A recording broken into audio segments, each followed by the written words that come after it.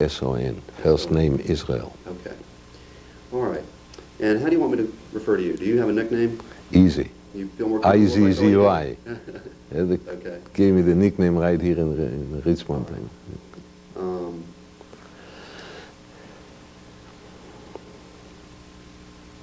First question.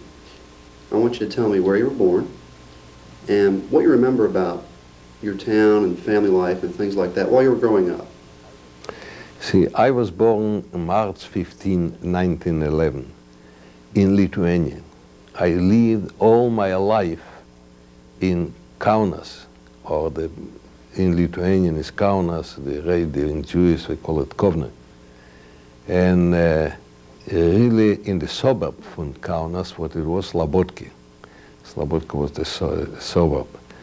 It was the Slobodki were the famous rabbinical seminary. The Slobodki Yeshiva, it was in Slobodki. There I was raised and grew up.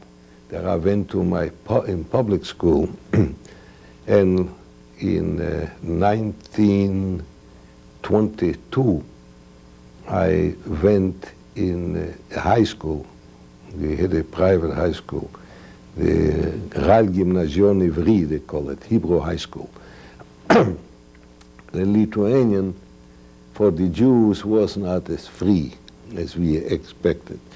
The high school had to be a private, self-supported. The government high school was for Jews not allowed. It was only for the Lithuanians. We had a government high school called Ausra, but it was the Lithuanians. For the Jews, we had two high schools. It was one, the Real Gymnasium, and the other one was also Hebrew high school in the name of Swabe. They used to call it Swabe's Gymnasium. I graduated high school in 1928 and registered myself in law school from the University of Lithuania. The law school, what I graduated in 1933. In 34, and I got my diploma as a diplomed jurist. And I joined the bar in 1933. And only until 1935 I could practice law. And in 1935, already in Lithuanian was blowing the Nazi winds. All the influence from the Nazism already been influenced, the Lithuanian got influenced by. And the first law they laid out that all the young lawyers who don't have any 5 years of practice got to go back in court, working in court for 2 years, and then pass again another examination. Then after they pass the examination, they can be accepted as lawyers. The justice minister, here we call it attorney general, there was the justice minister, the man's name was Silingas. We were around 500 young Jewish lawyers, then playing through and out in the street. We couldn't get a place in a court to work because Lithuania was a small country. They had maybe by 50 civil courts in all the little villages. And they had one Supreme Court and two district courts. Then how many people could be accepted in those 55 or 60 courts? Then the first one, they took the Lithuanians. For the Jews was no place. When you send in an application in the court and want to go there to work for 2 years by the law, then the answer you used to get, sorry, no vacancies. Then we knew it is just plain done it, that the Jews shouldn't be able to practice law anymore, but the Lithuanians had the full right. Then you had right there to think about something else what to do. To go and in business wasn't so easy either. They already then started anti-Semitism in Lithuanian, what they call it, the verslininkai. Verslinninkai, it means business people. They're organized in an organization called Verslinninkai, only been accepted, only Lithuanians, Jews wasn't allowed in the Verslinninkai. And what they done when you joined as a member of the Verslinninkai, you're already with a permit that you can do business. Then it was plain the Lithuanians took over gradually the business. And we start having slogans already in that time in 1935, 36. Lithuanian for Lithuanians. It means buy your merchandise when you need by Lithuanians. They didn't say plain like in Germany, but they didn't write it yet. Don't buy by Jews, but they made it in a nicer way. They call Lithuanian for Lithuanians. Well, I had to make a living. I was married already. Jay was, my son was already born. Then I decided to become an accountant. And I went and passed as a CPA. But I find out that that was not. It was the business people being in troubles already, and the accounting business was already bad too. Then one day, but I still, in one company I still worked, and the owner from the company asked me one day to do him a favor, to take his deposit to the government bank in Kaunas, we were in Slobodki, and I took it over, his deposit, and I used to ride in an old beat up motorcycle. The reason I had to buy a motorcycle for my place where I was living to the university, where I was going twice a day, sometimes in the evenings too, was around 5 miles one way. And I had to go 10 miles each day. Then I kind of got a hold from somewhere, a broken up motorcycle. I fixed it up, patched it up, and wired it up. I should run. And I used to run the motorcycle back and forth. When I was working for the Bicek Fish, for the fish company, and I took the money in the bank, across the street from the government bank was the duty department, they call it, the government department, and there was a friend of mine, a Lithuanian, with whom I went in school together in college, seeing me through his office window that I drove up at the bank. He come out and he was waiting for me. When I come out in the bank, I asked him, he come up to me and said, I got good news for you. And I say, he felt sorry, you know, that without a job and all, after all, I'm the same person like him. He say, Lithuania go reduce the dues, the duty, the import duty for cars and motorcycles. Since you drive in such a little motorcycle, you got a good opportunity now to write letters to the manufacturers in America, in England, in Germany, get the agency, because nobody know yet, you the only one. It will be announced in November, by the end of the year, and he told me in May. You got a good opportunity, I'm just giving it to you. I'm not allowed to say it, but I'm doing it. I would start writing letters to manufacturers. I didn't have any money, nothing, but I wrote letters. Since I had the FN, the motorcycle what I've been riding was a FN, Fabriek Nationale from Belgium, I wrote to them a letter. I said, well, I'm going to need parts. I'll buy parts for my own motorcycle. And they were interested. There was a Belgian manufacturer, FN, what means Fabriek Nationale, d'armes de guerre. They were making ammunition, cars, elevators. And they sent me a letter that would like me to be their general agent. But I became a general agent without nothing. Then the first thing I say, I ordered from them motorcycles, only one, because I didn't have any money. For one, I borrowed money from a friend of mine for I have one motorcycle like this, I could ride around. Well, and it took on, and I started selling all right, and I made very good. In 1937, they asked me, as I took it on in it was in 1937, January the 1st, that's where the new law came in with the dues dropped from $4 or 4 liter, like $1, to 50 cents a pound. It was very cheap. Then the factory asked me I should come to them in Belgium. I came in Belgium, and they tell me all their conditions, and I gave him an order, and I've come back for 3 motorcycles. I come back in Lithuania with a talk with a friend. He went with me in a bank, give me a guarantee for 10,000 lead, and this way I could get the merchandise. In 1938, they asked me to come again. When I came in 1938, I had family in Berlin. My mother's aunt and her cousins have all been living in Berlin. And my mother asked me, since you're going back to Berlin and there is a hunger, they didn't have any butter and meat, why don't you take a goose, a smoked goose, and a few pounds of butter and cheese to take it over for her aunt.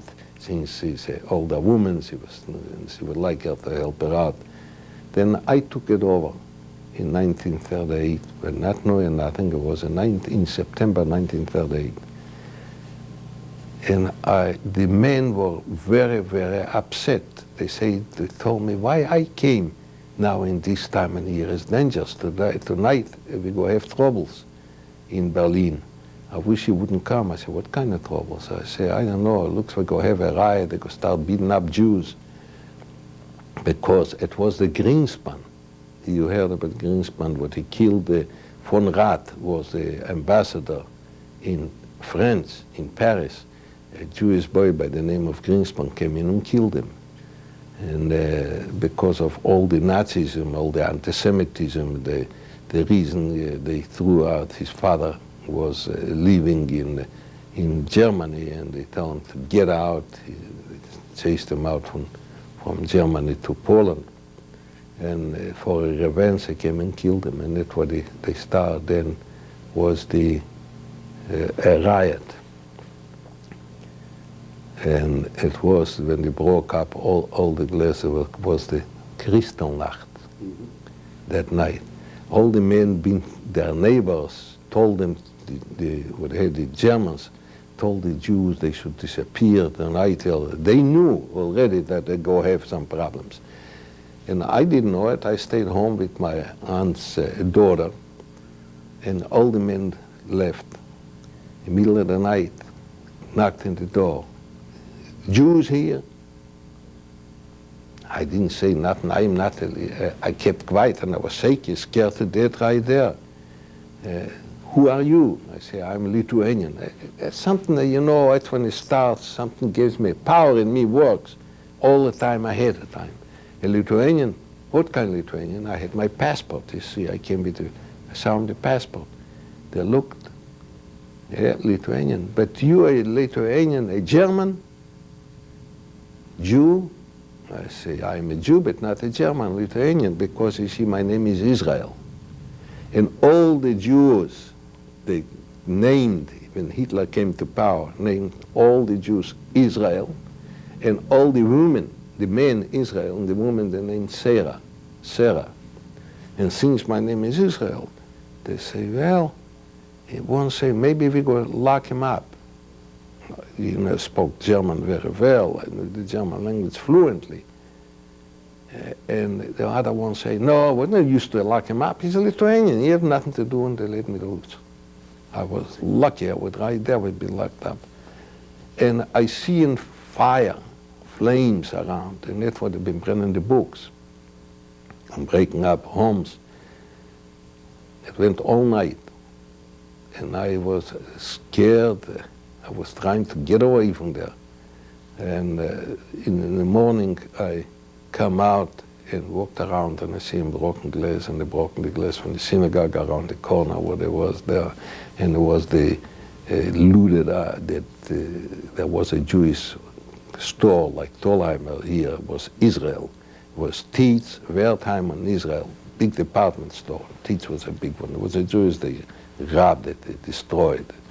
And all over was for Jude Eintritt verboten. You cannot walk nowhere, and they took away the cars, and it was miserable. Let me ask you something. You actually walked up to the synagogue they burned there, one of them? Yeah, I walked up. What do you remember seeing when you walked through the... That's all I seen was all burned-out books was laid in front of the synagogue and all broken-out windows. Was all a mess, like right after a fire. There was all, even in the morning already, for nights, was staying fire department trying to... He tried to stop the fire in the synagogue because he was afraid there was German homes close by, the Brande homes. Well, it's by accident. I didn't know that I'll run in the Kristallnacht. And next morning I went right away. I had still a couple days to be in Berlin. I said I didn't want it, I better go. And I went to Brussels, where I had to go to Belgium. On by the way back, I didn't even stop no more. I was scared to stop in Berlin. You see, the way I went by train from Kaunas to Brussels, I had to come to Les, really where the factory was in Les, Liege. It's L-I-E-G-E, that was the factory. But all the meetings we had was in Brussels. Then from Brussels I went already direct home. And it was the last time I went already in Berlin because the war already started in September 1st, 1939. I want to talk a little bit more about Kristallnacht, if you don't mind. When you're walking through that scene the next day, what's going through your mind?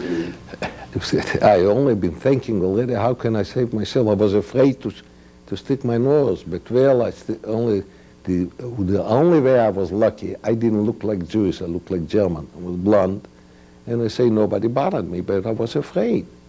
You see, I didn't want to stay home. I wanted already to get out, but I had to, even to get a cab, I had already a problem. I had to, that building where I was a Jewish building. A lot of Jews lived there. But they all, that night from Kristallnacht, nobody was there. They all ran away, in hiding. They went to hide between, in German homes. They got a good friends, because not every German was a Nazi in that time. Then I didn't walk too much. I was afraid to be too much in the street. And you see, Berlin is a big city. You can't unless you go by streetcar. And I wasn't too familiar with Berlin. And I didn't want in such a mess to be myself in the street. Then I tried to stay out. But it's enough for what I see. How about the night of it? Try to remember some things that you saw or even heard that you can remember.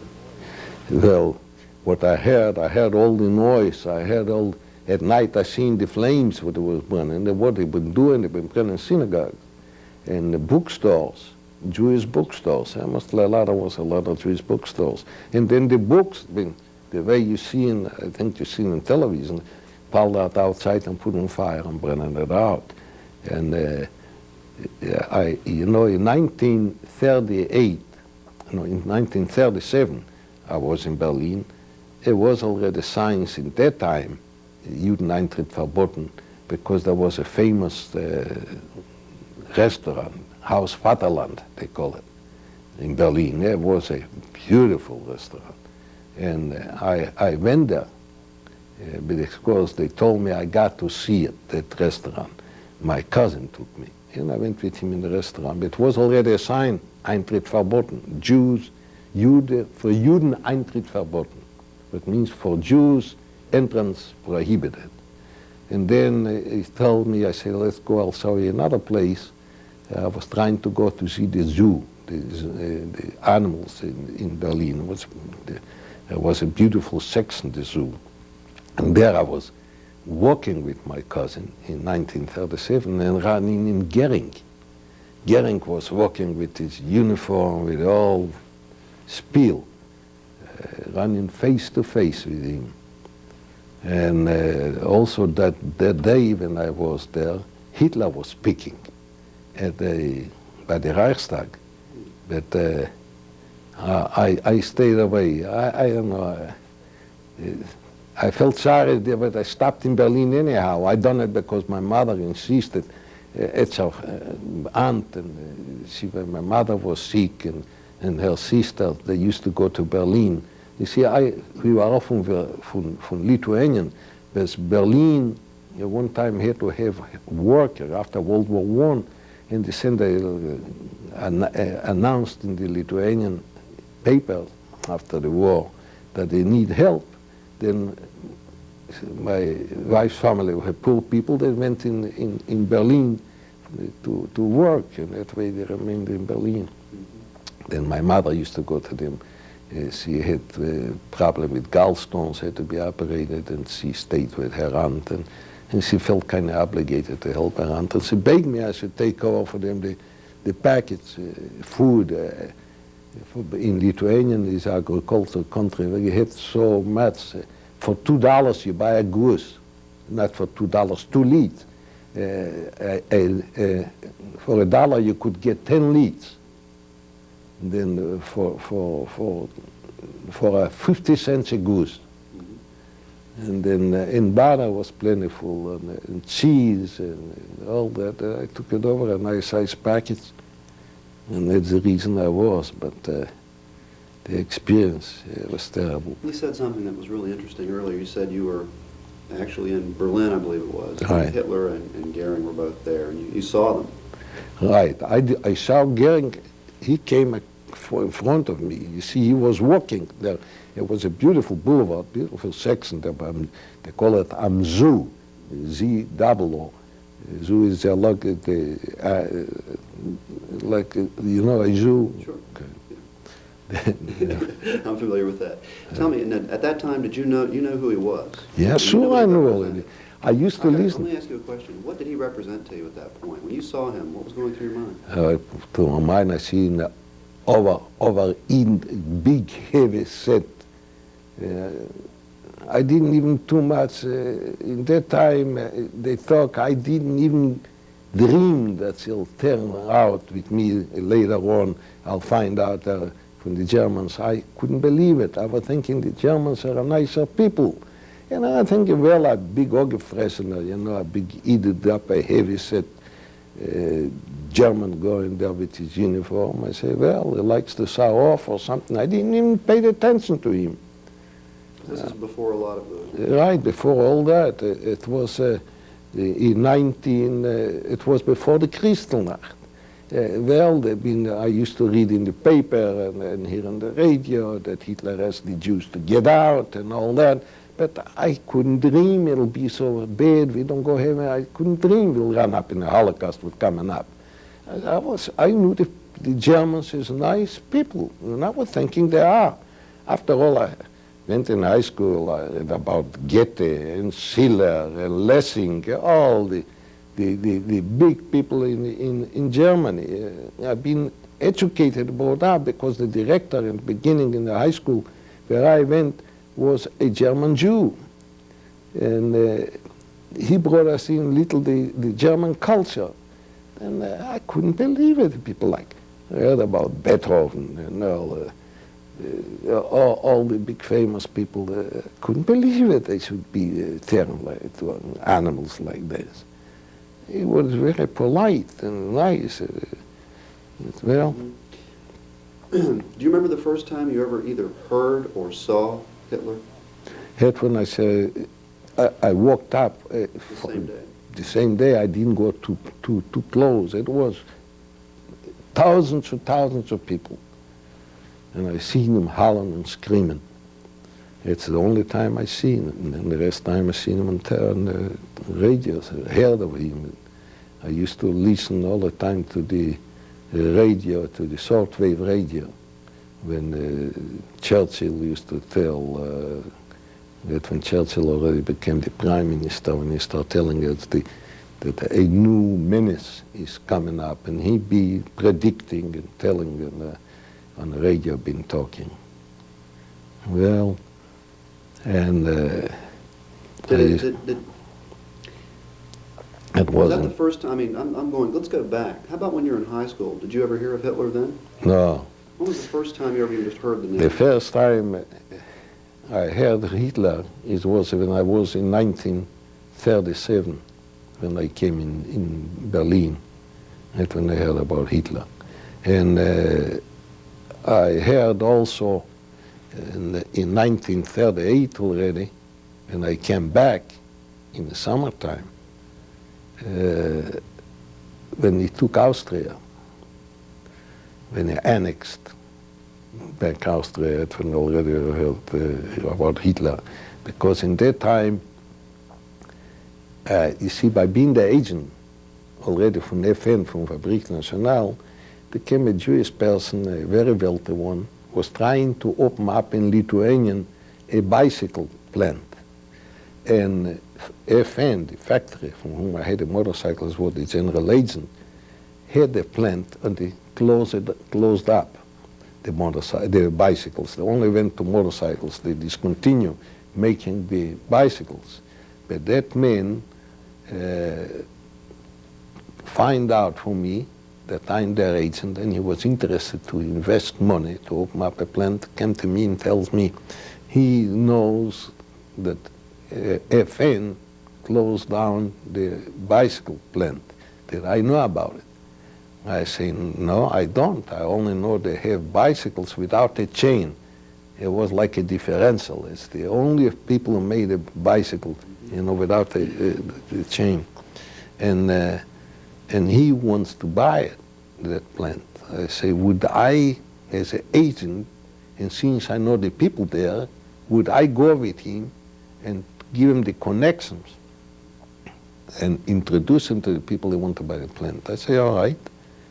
And he tells me that he could even give me a good job. You see, I already couldn't practice law in that time. And I was very happy. I said, all right, and we discussed it, that in 2 weeks, you give me the date that we'll go to Belgium, to Brussels, to talk to the people. Well, it was on a Saturday. He calls me up, I should come on a Saturday around after lunch. He wanted to talk with me because he would like to go with Sunday. Next day, we should go to Brussels. I had a passport with me. It was nothing. You see, he'll pay the ticket with all that, for the go by train. Come after lunch. I go from Slobodki, going over the bridge, going to Kaunas. I come in Kaunas, and there was the main street, Leisvis Allee, called the street. It's a beautiful street, with trees, clean, and all the Jewish people. It was a sunny day. It was in August, and all the Jewish people been walking in the street, the youngsters, the students, and she was 40,000 people was living in Kaunas. And Saturday, everybody could see in the street. And it was so happiness with the people discussing boys and girls and older people, and it was just, you felt like it would be a holiday. All of a sudden, extra telegrams, extra telegrams. I bought me a telegram, and everybody was grabbing from the boys were running out with the telegrams. I took a telegram, Hitler invaded Austria. Oh, terrible. Everybody already staying in groups and talking and upset. It like in a second, everything changed. The happiness what was in the people, it didn't took a second, like it would be a cloud came down and like a thunder would come down. I still proceed. I say, well, the man is waiting. I'll go to him. I come up to his house. I ring the bell. He looked at me. He said, you know it. You've seen it. You know what's going on? Yeah, I say, I know what's going on. I already bought the factory and already sold it. I say, I'm so sorry. Just forget it. I say, tomorrow, me and my wife, you know where we'll be? On the way to London. We're leaving Lithuania. He just tell me. He say, I don't want Hitler will come here. He say, and I'm moving. He was a wealthy man, you know. I got my passport all the time, and my wife, didn't have even any children. He say, I'm sorry. But I had to come in here, anything I own you, I'll pay you. I said, oh no. And he left next day. And it was the end of the factory. So for you, it really hit you the hardest the day the war came out. I'm telling you how terrible. You see, anything I started, I couldn't finish it. Here I was trying to be an accountant, trying to look for jobs, I couldn't do it. I tried to go in business with the men, I couldn't do it. Then I started going with took the motorcycles. I was an agent for the motorcycles. But I made good money, but then the war started and it stopped. The same is the Lithuanian government. Been building the university for engineering and medicine on top of a mountain. It's mostly, I don't know, Lithuania was a beautiful Kaunas, and Kaunas was a beautiful nature place. It was a valley and two rivers, and in the valley you could see, and the mountains, and they decided to build it to universities. But they had steps. It was, I remember like today, close to 300 steps to walk up. The college youth and the professors was already tired before they even started their lecture to walk in the steps alone. Then the government decided to put elevators, with the elevator to go up in the mountains, to cut a tunnel and up. And they decided to buy from FN, from Fabrique Nationale.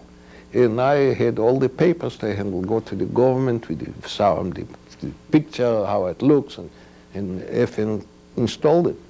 And I made money. I got my commission. Then I was very good off for a while. And then the communists came in and they took everything away, all the money that I had in the bank. I had nothing again. You see, because after the pact Hitler and Stalin made, the Lithuanian fall in the hand from the communist. Russian took Stalin took over Lithuanian. In 1933, do you remember, history books call it a boycott. It was a very state-sanctioned boycott against Jewish businesses, and it's a lot of the things you've been talking about, but there was a day, April 1st, 1933, where it was first put into effect. Do you remember that? Right, I'm sure I remember. Where were you when that happened? I was in Kaunas. Tell me about that day. Well, I can remember the day. It was mostly in the papers, and then was the Lithuanians for Lithuanian, and the synagogues come with the young lawyers, and it took the Lithuanians was, you see, we had a president, Smetona. We didn't felt it in the beginning so bad. Smetona was a good friend from the Jews, the president.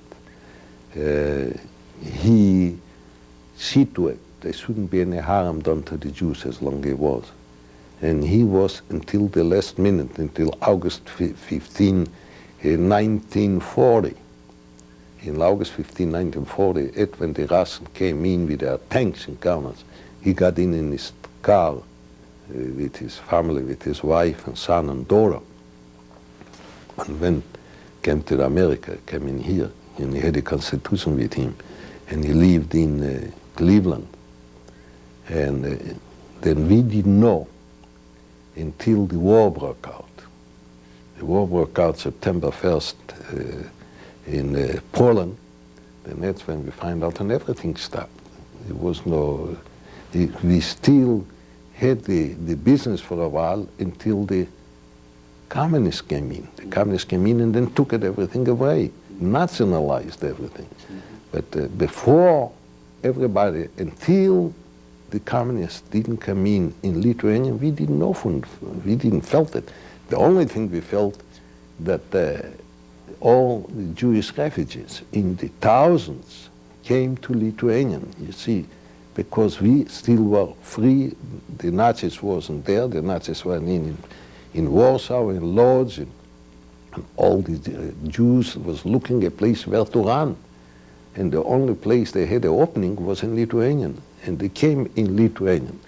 Edward, I got involved to help them to immigrate, because they've been going, there was only one place from where the Jews could go when the war started, and it was Japan, in Japan. And the Japan consul in the beginning was in Kaunas, leaving, his office was there. Then we used to go there to fill out papers. Then I used to go with the people and help them to get their papers filled out to go to Japan. But then he moved. They told him from his headquarters he got to be moved in Riga. In Riga was Latvia. And when he moved in Riga, I lost the contact with the council. But that's the way I helped also. I still had a lot of friends, what a lot of Polish Jews was trying to get Lithuanian passports, that they are Lithuanian citizens. But the way it was, you see a lot of cities in Lithuania was on the borderline between Poland and Lithuania, between Poland, between Germany and Lithuania. Then the people from those corners, they have, you didn't know which side it was the Lithuanian, which not. Then I used to find out from my friends that will say Main Street is the Lithuanian side. Then he was born on the Main Street. When he was born on the Main Street, then he was a Lithuanian.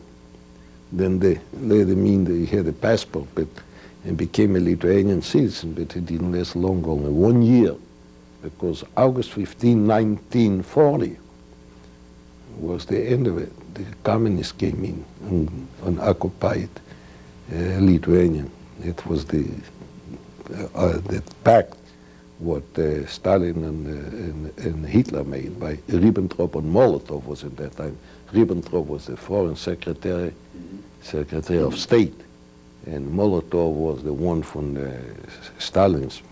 I want to ask two more questions. Obviously, we've talked about things that are pre-Holocaust, although we're all obviously seeing signs that something is going on. I want to ask you one more question. We talked, going back to Kristallnacht, you described some things you saw that were buildings destroyed, shops destroyed. What about the people you saw? Well, the people were the same like wounded animals. They didn't know what to do. They had cafes where the Jewish people used to gather. They all run in there and find out what to do, what's going on. A lot of them have been locked up. I see in a group of 15 or 12 Jews, I seen the police going and carrying them away, walking with them. Where they took them, I didn't know. I find out that some of them already put in camps. But and some of them were still trying to find a way where to move to get out from Berlin. And it was in the newspapers articles, but the Germans in that time asking for Jews get out. The editor was writing articles to get out, but where should they go? They didn't have a place to go. A lot of Germans in 1938, when they say Jews get out, they went. But the average, it's what a lot of them we had here came in. A lot of them they had to have a visa to come to the States. They couldn't come to the States. They were looking the place where they go. They went to Japan, a lot of them. From Japan, they came in here. But you had to have money. What should the poor men do? The poor men didn't have, like I had a family there, the poor people. They went to Dachau. They went to Theresienstadt. They went all in the camps. They didn't have any money to travel, because even to get anywhere, it cost you a lot of money. And the poor man, was the end of his was in a concentration camp. I had a good friend, my cousin, Willy Fleischer. A lovely person, a terrific guy. He was like a brother. And he'd been crying, what should I do? What should I do? He got one daughter and his wife, 3 of them. You don't have any money, nothing. How can you help? I say, when you can come to Lithuania, I go help you there, you'll be with me. But you see, there is Hitler will come to Lithuania. It's at the border. It's only a step. You say, that is not saving his life. Yeah. What was that, Don? Oh, right, yeah. This is interesting. Twice now you've mentioned the term concentration camp. Tell me about the first time you heard that term, and I wasn't aware that you, as a Jew, were even aware that those existed at that point, or were you? What? That the concentration camps were No, already... the only thing I heard it is on the radio already. On this, in the shortwave radio, it's what you could hear England. It's only when you turn on England been telling you what's going on. We didn't know nothing. The only time I heard the concentration camp really when I was already in ghetto. When Hitler already came in, when after 45. But in there we only heard about concentration camp, I heard about Dhaka. I heard also the English radio used to say here Hitler is trying to make 1,000-year Reich. And he is sending in, building a Dachau camp, Dachau concentration camp. That's all I heard it on the radio. That's the way I heard it. And here is their good friends, the Lithuanians. One time they had, when I was coming back from Brussels, home by train, a fight on the train. Germans and Lithuanians. There was Lithuanians, and the Germans called the Lithuanians the barbars, barbarian folk Lithuanians. And the Lithuanian jumped him. I said, barbarian, for you are the Kuns. Kun was a sex, animals, terrible murders. And they say that the Germans originated from the Kuns. And then they called her Kun, and this was barbar, and they started fighting in the train. They had to have stop the train and to, yeah. But you see this. I want to talk for a second. You mentioned the ghetto. Right. Now, I want to make this easy for you. I know that that's... This is, this already I can tell you what's happened with me in the ghetto. Well, and I want to know first how you were forced to the ghetto, and maybe that would be a story unto itself. Maybe we should just talk about that right now, okay? Right. Tell me about I guess it'd be when the Nazis first came and took you away from home. You see, in 1945, June the 22nd, didn't know for nothing, 6 o'clock in the morning, I had a blast, a bomb.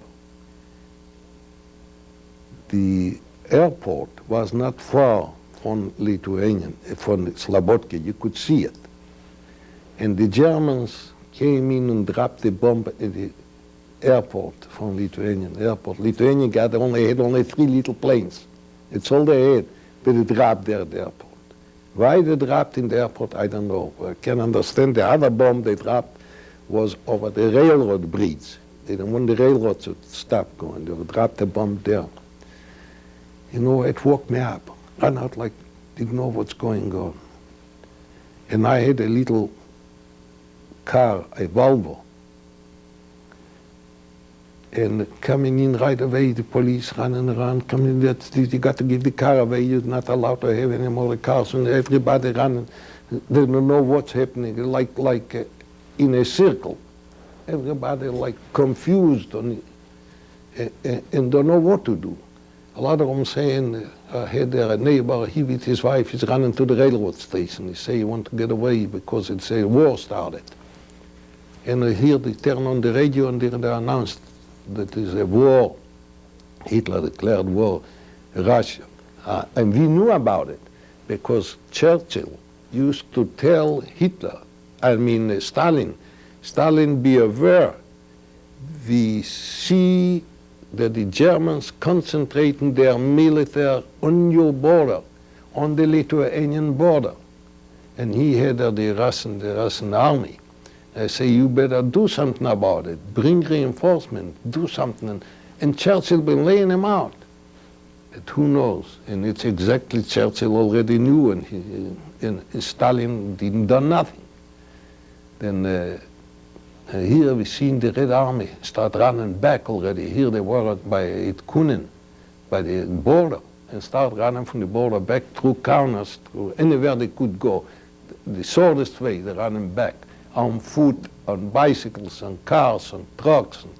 And the first thing they done, they asked the people to give away their cars on motorcycles. We had a motorcycle or a car to bring it in a certain place. They took, the police, right away, took away from me the car. And then they told me the motorcycle, there was nobody there to ride. One asked me I should go, a captain came in, I should go with him with the motorcycle. My wife started screaming, crying and all that, and he ran away. He didn't have time to argue with me. And I saw him that the motorcycle doesn't start and all that. They say, no good. Then I was working in that time for the Artel. Artel was a corporation for transport. You see, the Stalin right away, and when he came in Lithuania, he nationalized all the businesses, even the men who had a horse and buggy. He made them to join the corporation, Artel. Then I was the bookkeeper for that Artel, and they were they had a stable with horses, with wagons in Slobodki. And I went there, maybe I'll see where I'll have a transportation to run too. But then I was thinking it's so simple. You know, you get confused, you don't know what to do. And I took my wife and Jay, and I had a little girl, got in a wagon with a horse I took from the corporation, because they come in, the buggy riders was there. Everybody grabs a horse with a wagon and go. Where are you going? I say, I'm going to Moscow. I said, what the heck, you're crazy. How can you go to Moscow? Even to the Russian border, you can go with a horse and wagon. It's a long ways. Well, we got to run away from here because the bombs, will kill us. The people didn't know. And I took a horse and wagon and went. And I never went on the way to the Russian border. It was from Slobodki to the Russian border, 50 by 100 miles. But it's good 100 miles with a car or with a motorcycle, but 100 miles to go with a horse and a wagon, it'll take you days. But the thing what's happened after I seen the all Kaunas, the whole city, all the Jews, everybody out from the city, everybody is running, going back to the way to the Russian border to get away from the Nazis. And planes over our head. And they start shooting at the people. I mean, here I had to run out and put in a rove inside of the street, inside of the highway, that I shouldn't be hit. And we made it into Janove. It was maybe 30 miles. And the Germans already dropped the 5th division, they call it. The division number 5. They dropped by parachutes right in the front and already stopped. We couldn't go any farther because the Germans were already in front of us. And we had to turn around and go back. And everybody go back. And that's when it starts the pogroms right there. By going back was 2 ways. It was a way you could go back through Kaunas, back in Kaunas, or you could go through Janove. Janove was a little village, was a country road, or you can go with the country road. You got 2 ways to choose. The people who went with the country road, and I was one of them, made it all right. But the people who went through Kaunas, back in Kaunas, was the Lithuanian, staying with rifles and taking everyone in fortress number 6. Didn't let them go back home. They took them all in the fortress and been right there killing them, shooting every one of them. Made them to dig their graves and killed every one of my uncles and friends and a lot of them who went home to Kaunas. But I was in Slobodki, was closer anyhow. It's not because I know, because it's the way for me was better to go on the way to the right and place to go to the left. And there was nothing, because it was poor Saxon and mostly farms. But there on the way to Kaunas there was plants and factories and was a asphalt road. Then they say with the horse and wagon it'd be better to go there than to go with the second road. So you had a choice at that point to go one of 2 ways. And tell you what, could you briefly say what you just said again? what I want to get is, you had a choice of one way to go, two ways to go. And if you went one way, you were killed, really. Right, it's it. It's what I want to, now it starts up the way, why I survive, because I'm asking all the time, I don't know what's happening. Here, by making the right decision to go to the right, through the country road, I came and survived. And when I came home, my father or my father-in-law heard that we came back. They were so happy. They ran out to meet us. And I took the horse and wagon. I gave away. There was a Lithuanian was what had been hanging around the stables.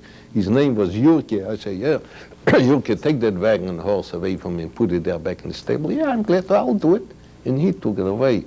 But then my father-in-law tells me, and I didn't recognize him. You see, his hair was black, like your hair. And I come back, he's all white, overnight. I said, what's happened? He said, oh yeah, pogrom we had, terrible pogrom. I said, they killed all the Jews on Yurbaka Street. Yurbaka there was a long street what goes on the way to Yurbik. Yurbik was a city.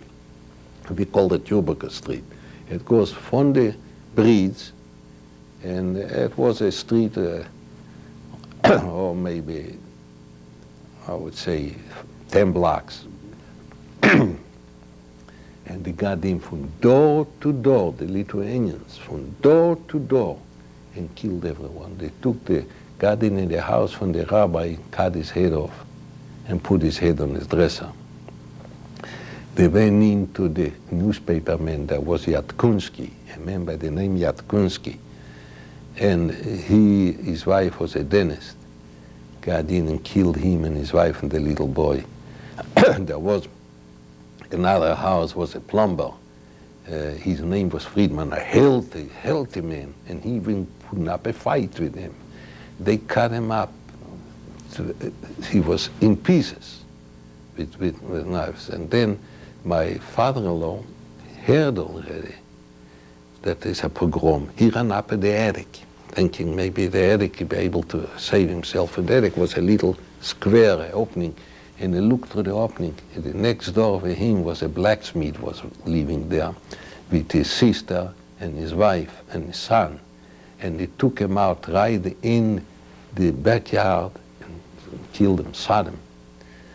And next day, they took in daytime. This was at night, the pogrom. It was no government yet. You see, the Germans didn't get in yet, but the Lithuanian was the civil control, the civil police. They got around, they took the government in their hand. It's like now you could see it where it was in Romania now. It's the way it was there. And they took few people to go and bury them to the cemetery. And they dug the grave and made a grave for everybody in one grave. And after they finished, they shot those people and put them in the same grave. They killed the people who've been burying them. Tell me about the rest of your family during this period. What was happening to them? Well, my family, in a way, you see, we had in our house was a whiskey store. Same like in here, the whiskey store belonged to the government.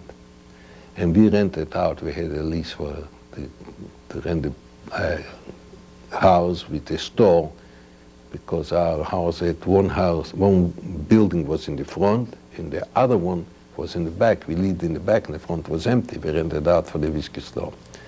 And the head for all the Lithuanians was making on all the pogroms and all that was a boyfriend from the woman running the whiskey store.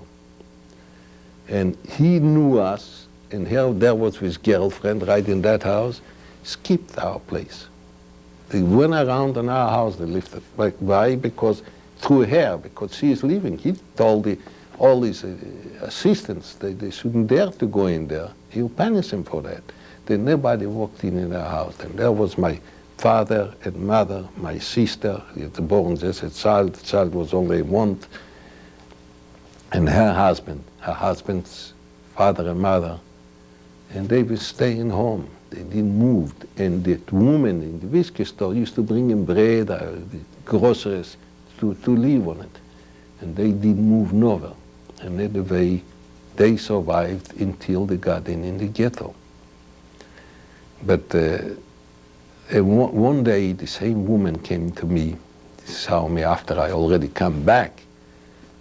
They say, you know, they arrested a Jewish woman today on the bridge. I say, Jewish woman for what? She had a bag full with hand grenades. I knew what kind of people I put up. And I say, you know that the Jewish people don't do that. Grenade woman, well, what are you talking about? Why are you letting out rumors? I say, well, I tell you another thing. You know, you say, my brother goes in school in Auschwitz, a high school, you see, was a Lithuanian. And there came a German and asked anybody who wants to volunteer to do some jobs. He got a good job, it'd be a terrible, the job, it'll be a good paying job, it'd be a miserable job. And they ask who wants to volunteer, and they say there are around 50 volunteers they got. And it was the youngsters who have been taken out, the Jews to the selections, taken out from their homes. You see, when they came in the Germans came in there, and they locked us in the ghetto. You see, they came in May the 28th. The Germans came already in Kaunas. But until the 28th, on the 22nd, 6 days, nobody was there. It was only Lithuanians. They've been just killing and robbing the Jews. They took a group of Jewish people and brought them in there was a service station. They had a fence around it. Took them in the service station, closed the fence with a chain, lit gears on and dropped a match and put the whole place on fire. And burned alive by 100 Jewish people right there in Kaunas, in the service station, by the life facility. And then they gave us an order that we cannot walk no more on the sidewalks. We got to walk only in the street, and to have the David stern, one in the front and one in the rear. Okay. And you know, it's one thing, a rabbi came to me, tells me, I say, look, you speak good German, and he was a famous rabbi. I want you to do one thing. What do you want me to do? You see, Jordan was the German in charge of the Gestapo over Kaunas. They had right away a man in charge of it. His name was Jordan. And he would start giving out all kind of directives. I say, you know, we have the story of Esther. You know the story of Esther, you heard about it. We have in the Bible the story of Esther. Mm-hmm. That, you know, Haman was trying to kill the Jews, and it came Esther and got together. Can I stop you one sec? Yeah. You ready to change over? I'm sorry to stop you in the middle of your story. We'll have to change tapes over. Mm-hmm. Holidays. Purim, we give them the presents to the children, and it is reading the story of Esther, mm-hmm. and what is also the feast of Esther. And because of Esther, the Jewish people survived. You know, the story what it tells, that Haman was trying to kill all the Jews. And he went to get the permission from the king, what was Ahasuerus. And then the last minute, what Ahasuerus fell in love with Esther, and a beautiful Jewish girl, and she talked him in there. Ahasuerus, he should save the Jewish life. And he saved it. The story, it's a big story of Esther. We're reading it next Saturday night, and somewhere there's also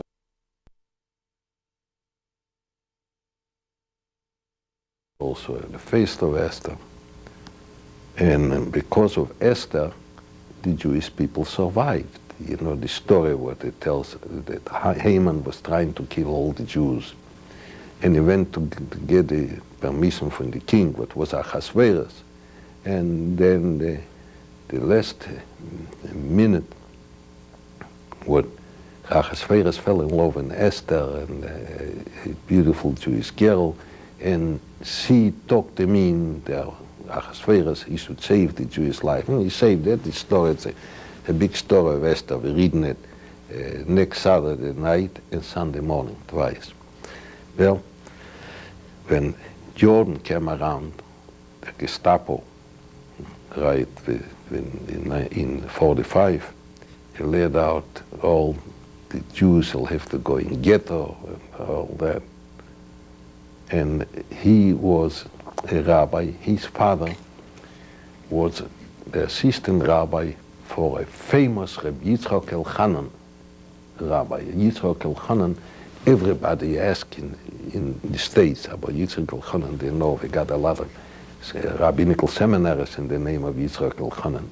He was a rabbi of Kaunas, and he was very, very famous between the rabbis. It was everybody knew about Rabbi Yitzchak Elchanan, and that rabbi's father was his Dayan being assistant rabbi. You see, a lot of times when come the Jewish law, the Jewish court, he's a head rabbi and two assistants.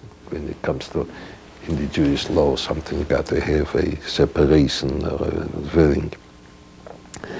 And he came to me, and his name was Note Halevi Lifshitz, that rabbi's name. And he said, look, I came to you now to ask for the Jewish people. I said, me Jewish people? What you mean? I said, look, I got something, a proposition, what you got to go, and you got to take it to Jordan, to the Gestapo. I said, noted, you know what you're talking about? Me to go in the Gestapo? I'm glad I can stay away from them now. You want to put me in the lion's beak, in the lion's mouth? I said, no, but let me tell you what I got. I said, what you have? He said, at least I go listen. And he tells me there is a young woman lives in the same apartment building when he lives. She's a beauty. And he said, you couldn't find a nicer one. She's married, and her husband is willing, and she wants to go to stay with Jordan, to be his waitress or maitress, I say, to be with him, to see maybe to convince him he shouldn't kill the Jews. And she's willing to come. He is made. And he say, look, first thing, I'm scared to do it, to go and talk. And second, I say, I would never do it. What you're telling me is not enough for me. I got to hear her, and I got to hear her husband. And he brought her with her husband. And both of them are willing to sacrifice themselves for the Jews. And he say, you see, they sacrifice themselves, and you are afraid to sacrifice yourself for the Jewish people right here, 40,000 people with rabbis, a lot of them, because the seminary was right there, a big seminary. Well, I say, all right, I'll take it. And I was scared. First thing, I had to go by 4 miles to the headquarters from the Gestapo where they moved in the street, with my David star. When I would go on the sidewalk with the rest of them, well, I walk, nobody knows me. But here everybody knows here is a Jew going. Anybody can take and kill me like I kill a dog. A dog got me right with me. Well, I was going and praying and going and walking and come up. And when I came in, right there at the door stays a guard with a swastika, with all that. What do you want? I said, I want to see Mr. Jordan. You? A Jew want to see Jordan? You know what you're talking about? He'd never let you in. I said, do me a favor, go in and ask him. He goes in and comes out, and Jordan comes out. You there, raus. You see, raus, you know me? Get out, Jew, get out. He started howling, and it's bothering him. Hell, I just run as fast as I can. I see in the ear, he go grab his pistol. And I went with side streets. I was born and raised. I know how to get out. I didn't went no more with the city, with the street, the city streets. I went to alleys and to that to save to come back, and I just made it and come back.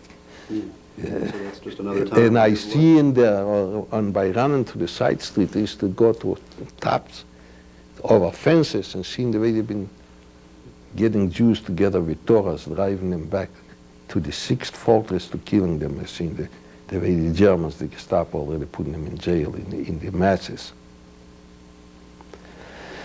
This is one. Now we got in the ghetto.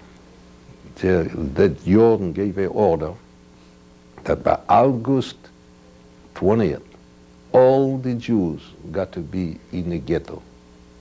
And the ghetto was Slobodka, the place where I live, right there. This section they selected. It was for the poor section. And with the way to do, they had to swap with the Lithuanians who lived in this part, out in Kaunas and taking on the Jews coming in back.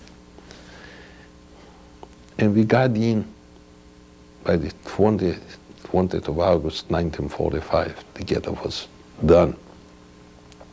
And they had to have, it wasn't enough room for the 40,000 because in Slobodka also was living 15,000 Jews and 40 was 55,000.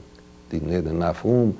Then they made a large ghetto and a small ghetto. On one to the other used to go over a bridge. They built a bridge from one at the other word over a street. From one side to the other side going there of the bridge. And by the 20th it was done and they put guards up. There was 2 gates to come in and out to go to work.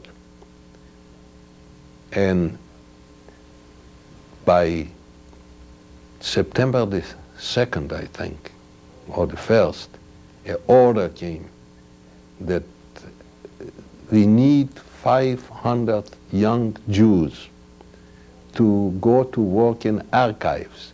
The Russian left a lot of books and a lot of paper and they want to check it over and they don't know the Russian language and want the Jews to go work on straighten it out. This was the mayor from Kaunas gave the order, and the mayor from Kaunas was a Lithuanian. I think they called him, they sued him for that too. And tomorrow morning, 7 o'clock in the morning, they shall all be gathered at Velionos Gatve, at right in front where my house. There they should be all their center point, and from there they will go, they'll take them to work and they'll bring them the same day back. I see into the window all the boys getting together and I'm going out and talk to them and they say, come on, where you going? Stay in here. You'll go with us to work, you'll come back. They're telling me, in the evening, what you going to do with home all day with the woman? They'll run you crazy right now to be in the ghetto by yourself. This way, 500 as there was. You see, I had a lot of young lawyers who went to college together, whom I knew. It was a bunch, and a lot of them came in my home, give me a drink of water. It was thirsty. They give me a drink of water, and all of a sudden that power tells me, and I told my wife, I said, Edna, I'm leaving. I said, where are you going? I said, I'm going somewhere, but I'm not staying in residential place to place. Something tells me it's not kosher. I just feel I got to get away. And I took and I walked away. And they got together, they didn't have enough in the beginning, they went out with police and they were grabbed more and they got 534 young men, all from the age from 18 to 50.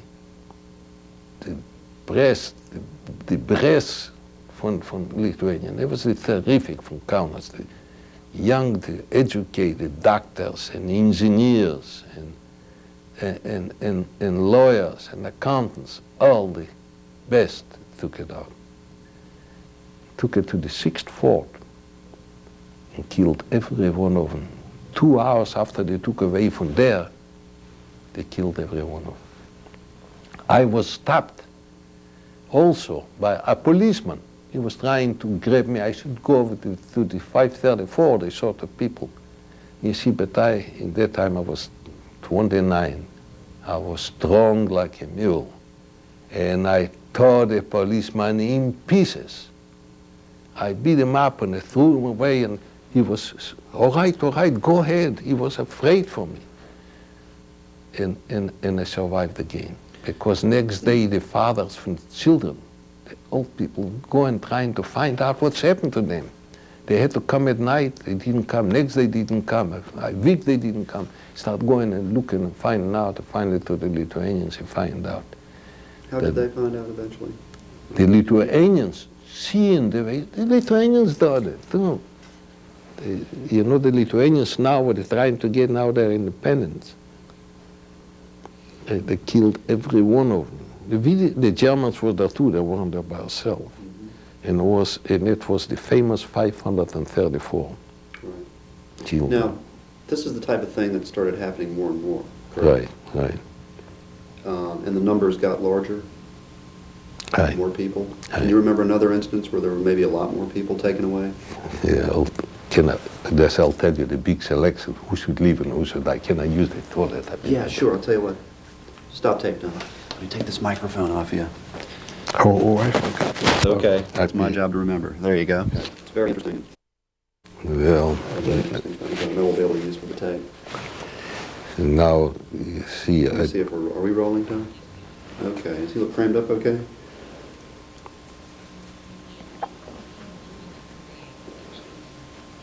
Camera left? Okay. Is that, okay. I'm thinking if he leans forward again. I'll leave it loose and I can move it over. All right. We were Okay. talking about Nazis coming in basically and rounding people up. And you just told us about, the I think it was 500 534. now is Let's move ahead and let's go to where they've started taking large groups. right here what I want to tell you. As I mentioned a while ago, you see they had two ghettos because it was 55,000 Jews. We couldn't put it in one place, and they built a bridge and made a small ghetto. It was a large ghetto and a small ghetto. From one ghetto to the other was a wooden bridge that the Germans built.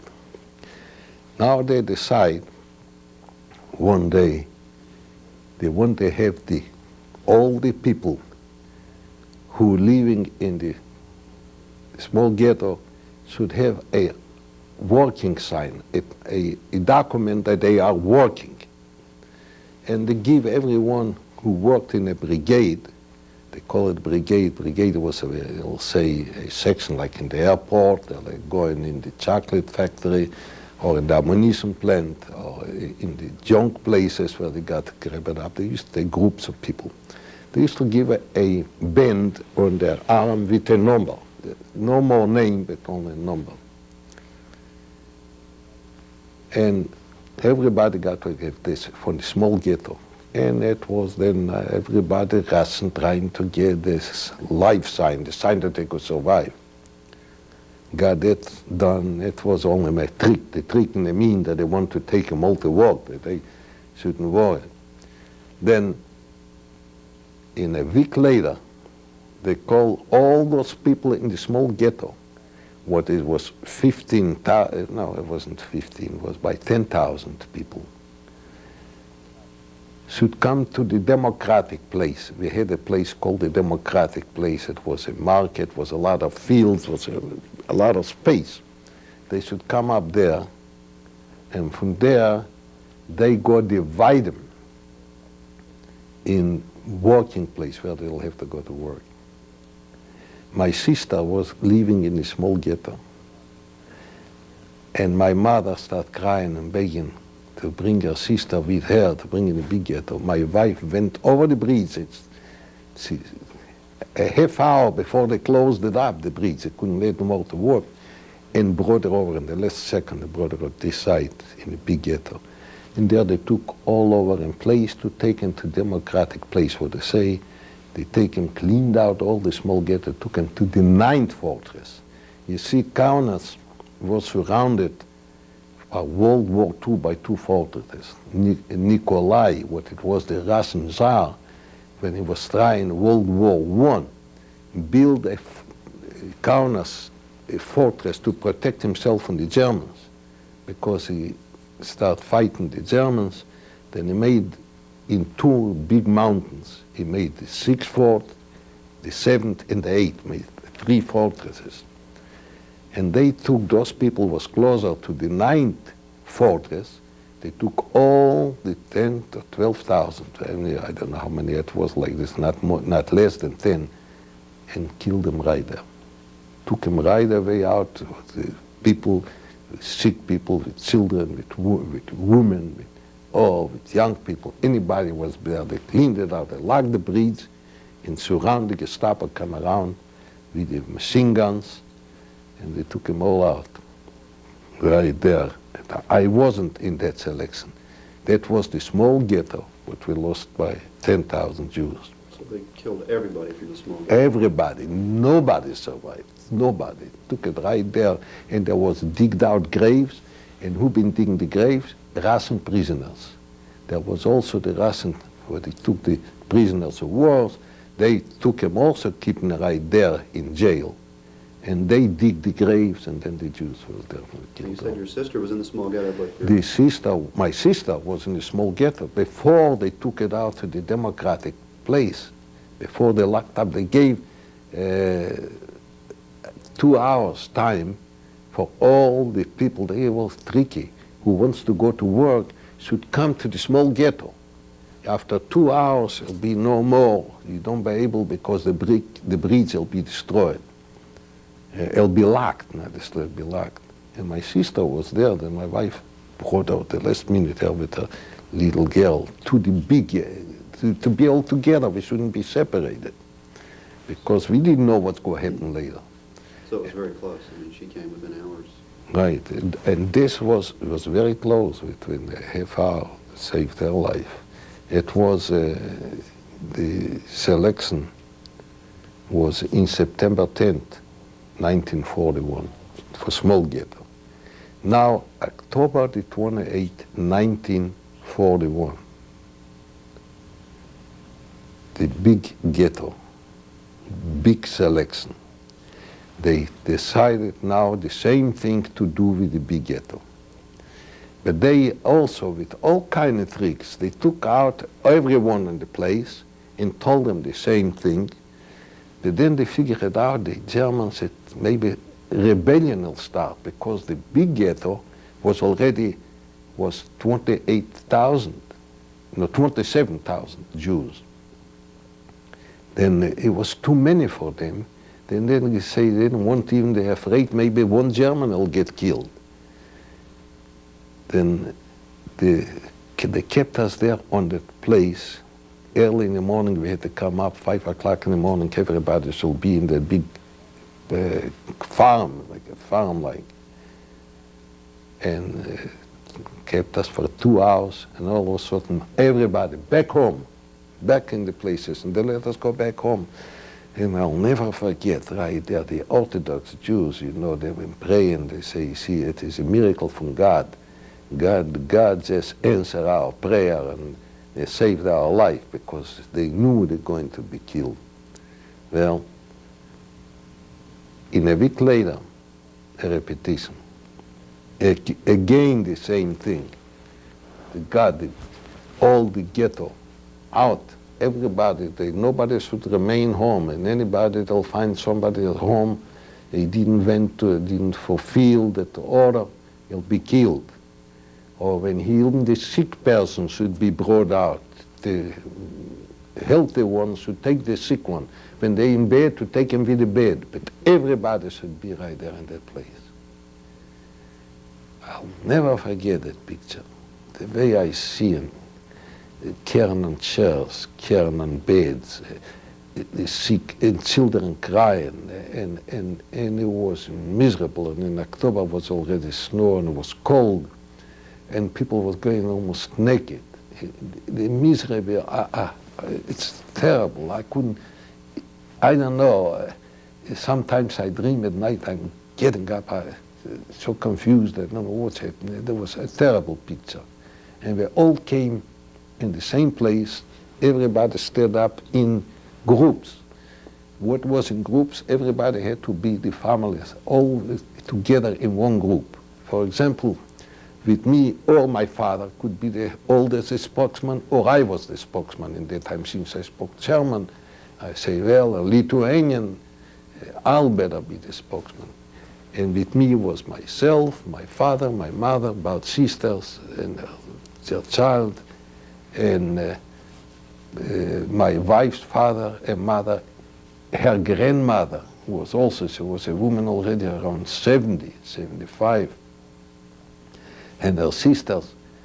It was a group around 20 people, and everyone, some of them was 50 in the family, and been all together, and I've been going and asking every one of them. Used to be a long, long table, and there was the Gestapo people, and they've been asking questions, and everybody used to answer, ask the name and the occupation and all that, and then one they say go to the right, and some of them they say go to the left. Groups, when they say talk to the first one and tell them, I say go to the right, the whole group goes to the right. To the right was back to the ghetto, and to the left was to the small ghetto. It was an opening to the small ghetto that we didn't disappear, that didn't run. Now, my terms is coming, and the man was Roca. Roca was the head from the Gestapo. I got, they called him 2 years ago in Toronto, in Canada. I got this picture in my place. He was with, carrying on with his little stick. And I coming up, and he asked me my occupation. And my mind works a mile a minute. What should I say? Should I say I'm a lawyer? Or should I say I'm an automobile mechanic? Big choice. Right there in a second, I got to decide one way or the other. And a power in me tells me, do not say you're a lawyer. Say you're an automobile mechanic. And what I got the knowledge about a mechanic, about the motorcycle, what I've been peddling around. That's all I knew about a mechanic. I knew a wrench from a 5/8 to a 3/4. But it's maybe I know. It's all I knew. The rest I didn't know nothing. And I didn't answer him so fast. He started screaming, beruf, angry. And I told him, automobile mechanic. And he tells me, rechts. He made with his stick, rechts. It means the whole group. Everybody goes to the right. And there I already find another, more Jews in the corner, but they on the way to the ghetto back from where we came, back home. And then in front of me, a man say he's a teacher. And they're also a large group. Tell him to the left. And to the left, I seen us going, there was the way where they were staying, the Gestapo waiting to come in the small ghetto, back what they destroyed a week ago. And here I see a lot of friends. I seen that my principal from school. I seen the president from Temple going away, and he stays in front of my eyes. The president from Temple was a tall Jew. He was 6'4", tall, slender, nice-looking man, and he was going with a black coat with his black hat, going in the front, and they turned around. They looked backwards at us, and then disappeared. And they took everyone in that night. It was that day, not that night. 11,500 Jews, and killed them. All, every one of them was killed. When did you, I mean, obviously you knew something was going on. When did you really know that they had killed all those people? Well, the Lithuanians brought us there, and then it's not only that. Two escaped. 2 Jews escaped from there. And how they escaped on Christmas Eve. The Germans was drinking, having a ball, and they dug the tunnel together with the Russian soldiers. The tunnel they've been digging for a month. And they've been carrying out, when they're going out in the morning to work. You see, these 2 Jews weren't from the ghetto, but they were 2 Jews what was with the Russian soldiers, 2 Russian soldiers, Jews. And when they got under the tunnel and escaped. They came in, the Russian went in the woods, and the 2 Jews come in the ghetto. And they told us about it. And we won. And after that, you know, we had around Jewish police in ghetto, because everything what the Germans wants to do, they've been telling the labor department, and labor department and tell the Jewish police, because we had to have orders. In cases like that, they shouldn't steal and kill each other. They took all the police and killed them in a week later too. And then the way they destroyed. With me then, again it happened. Then this I survived by making a decision. Next day, after I got in the ghetto, a motorcycle came, a German, looking for automobile mechanic, and had my number. And the Jewish police come to me. I say, look, somebody wants you to go to be as automobile mechanic. They got a job for you as automobile mechanic. Well, I didn't have no choice. I had to go. The guy took me in a place in the garage. And what I know, and I was scared to death. I came in, there is a lot of Germans and Lithuanians, and I'm one Jew. And trucks staying there. When they come up, in that moment drove up a German with a 3/4-ton pickup. And he talks to the foreman. I don't know what he talked. The foreman calls me in German and come up. I say, take a look. He say, what's there? The trouble the man got. Well, I asked the German what his trouble, and he describes me something is banging under the bottom. He don't know what it is. He say he took it to the German shop, and they couldn't find it, and they didn't bother him over him. Then I said, I tell you what I'll do. I go lay down on the ground, and you drive slow over me. And I go be between the wheels, and I'll see what's going on, all right? I lay down, he drives very slow, and I see in the pipe, it was a drive shaft. I didn't know what a drive shaft. He was seeing a pipe is turning. And there I hear a click. And then I tell him, back up a little, and I hear again the click. Then I ask him, is that a click what you hear? I say, yeah. I say, wait a while.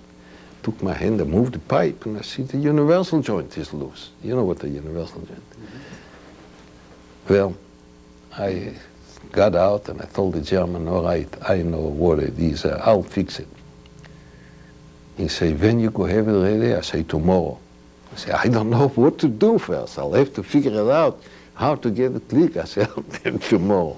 He say, look, when you can do it today, and it was around 2 o'clock, I give you a half a loaf of bread. For me, a half a loaf of bread, they would tell me, give me $10,000, would mean to me much, is it a half a loaf of bread right then. I say, I'll do my best. Now, what should I do? I go and to the stock room and ask the man who got the tools, I say, give me a screwdriver and a pipe wrench.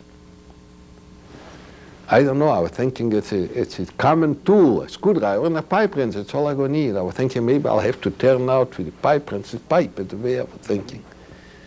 Nothing. But I was so scared for life right now, right there. By telling them I guess the Gestapo and the shop and tell a lie on top of it, they would take me to the Gestapo and kill me. But with the 2 fingers, I turned, there are 4 little bolts, it goes in the universal joint. I don't know from where the power went. And with the 2 fingers, I turned 4 little bolts loose from the universal joint. And I got out with the universal joint and come to the stockroom and asked him, he should give me another universal joint. And he looked at me. I said, what's the matter? I asked him. How could you take out that universal joint with the pipe wrench and screwdriver? He asked me. He couldn't believe it. I say, look, I didn't have to take it out. I had the answer right there. Because they were already loose. And the reason they came, because it was knocking. From that knocking, walked loose, and the bolts got loose. Only with the fingers. I didn't have to have the screwdriver and pipe wrench. Bring me back the screwdriver and pipe wrench. Put me back, and it gives me a 3/8 wrench. It gives me a 5/16. Gives me a universal joint. It all works. And I was watching when I took it out. I was watching close what I'm doing. I should know how to put it back. And I put it back. And then it was maybe the German, the soldier, was a Wehrmacht, was still talking to the foreman, and I already had it done. Come up to him. I tell him, I got it done. Really? Really? He let me try it. He drives out. Perfect. And he tells my foreman, the best mechanic you have. I've been all over to have the truck fixed in all the shops what I've been ordered. Nobody can fix it. And he already fixed it in 2 hours. You got to make him for the foreman, and he made me for a foreman. That's amazing. You know, you said something really interesting. You said at one point there, he would have given you, he was going to make a deal with you to give you a loaf, half a loaf. Yeah, he gave me. He gave. You said that was more important to you at that point than Right. $10,000. Right. Why is that? Hunger. We didn't have nothing to eat. We didn't have any food to eat. You know, it was miserable, the ration what we used to get. We used to get water with maybe 3 slices bread for the whole family. Who was important, Jay or me? Didn't have enough food. And later on, already the women been inventing food, leaves. What they used to do, it's unbelievable. You know, when you don't have nothing to eat, they used to get in the potato chips, making bread, making cookies from tomatoes, from tomato cells. You know, like French fries. They were making in ghetto. They were making acid. You know, sometimes you want to have with grass to make a salad, and all kind of inventing. The women were inventors too. When you lived in the ghetto, tell me what your living conditions were like. Like your whole family was together in one building, or you and several other families? In one building. It was my father-in-law's building, that house. There we had in 2 rooms in the kitchen. In the 2 rooms we left 8 people. In 1 room 9 people. We made on the partitions, you know, bottom on the 2nd floor in a room. And there was my family and my wife's family was in 1 room. In the other room was my father and mother family, or my sister with her husband was in the other room. In 2 rooms we lived. We were happy. We had a place where to sleep. And then in the kitchen, the women made it out. There was 4 families in the kitchen. At that point, what made all of you feel any hope, if you had any hope, that you would someday get out? No, we didn't have any hope. You know, it was looking the way what's going on in the ghetto and the life and the work, then you say, better to die than to live. Your life was worthless because you just got disgusted. And here is what happened with my wife's family. Here, all of a sudden, they had to have, they decide the few thousand what is left in Kovno to break it up. Then they come up, the Gestapo, they say they got to have 2,000 Jews to go in Riga, Latvia, to work.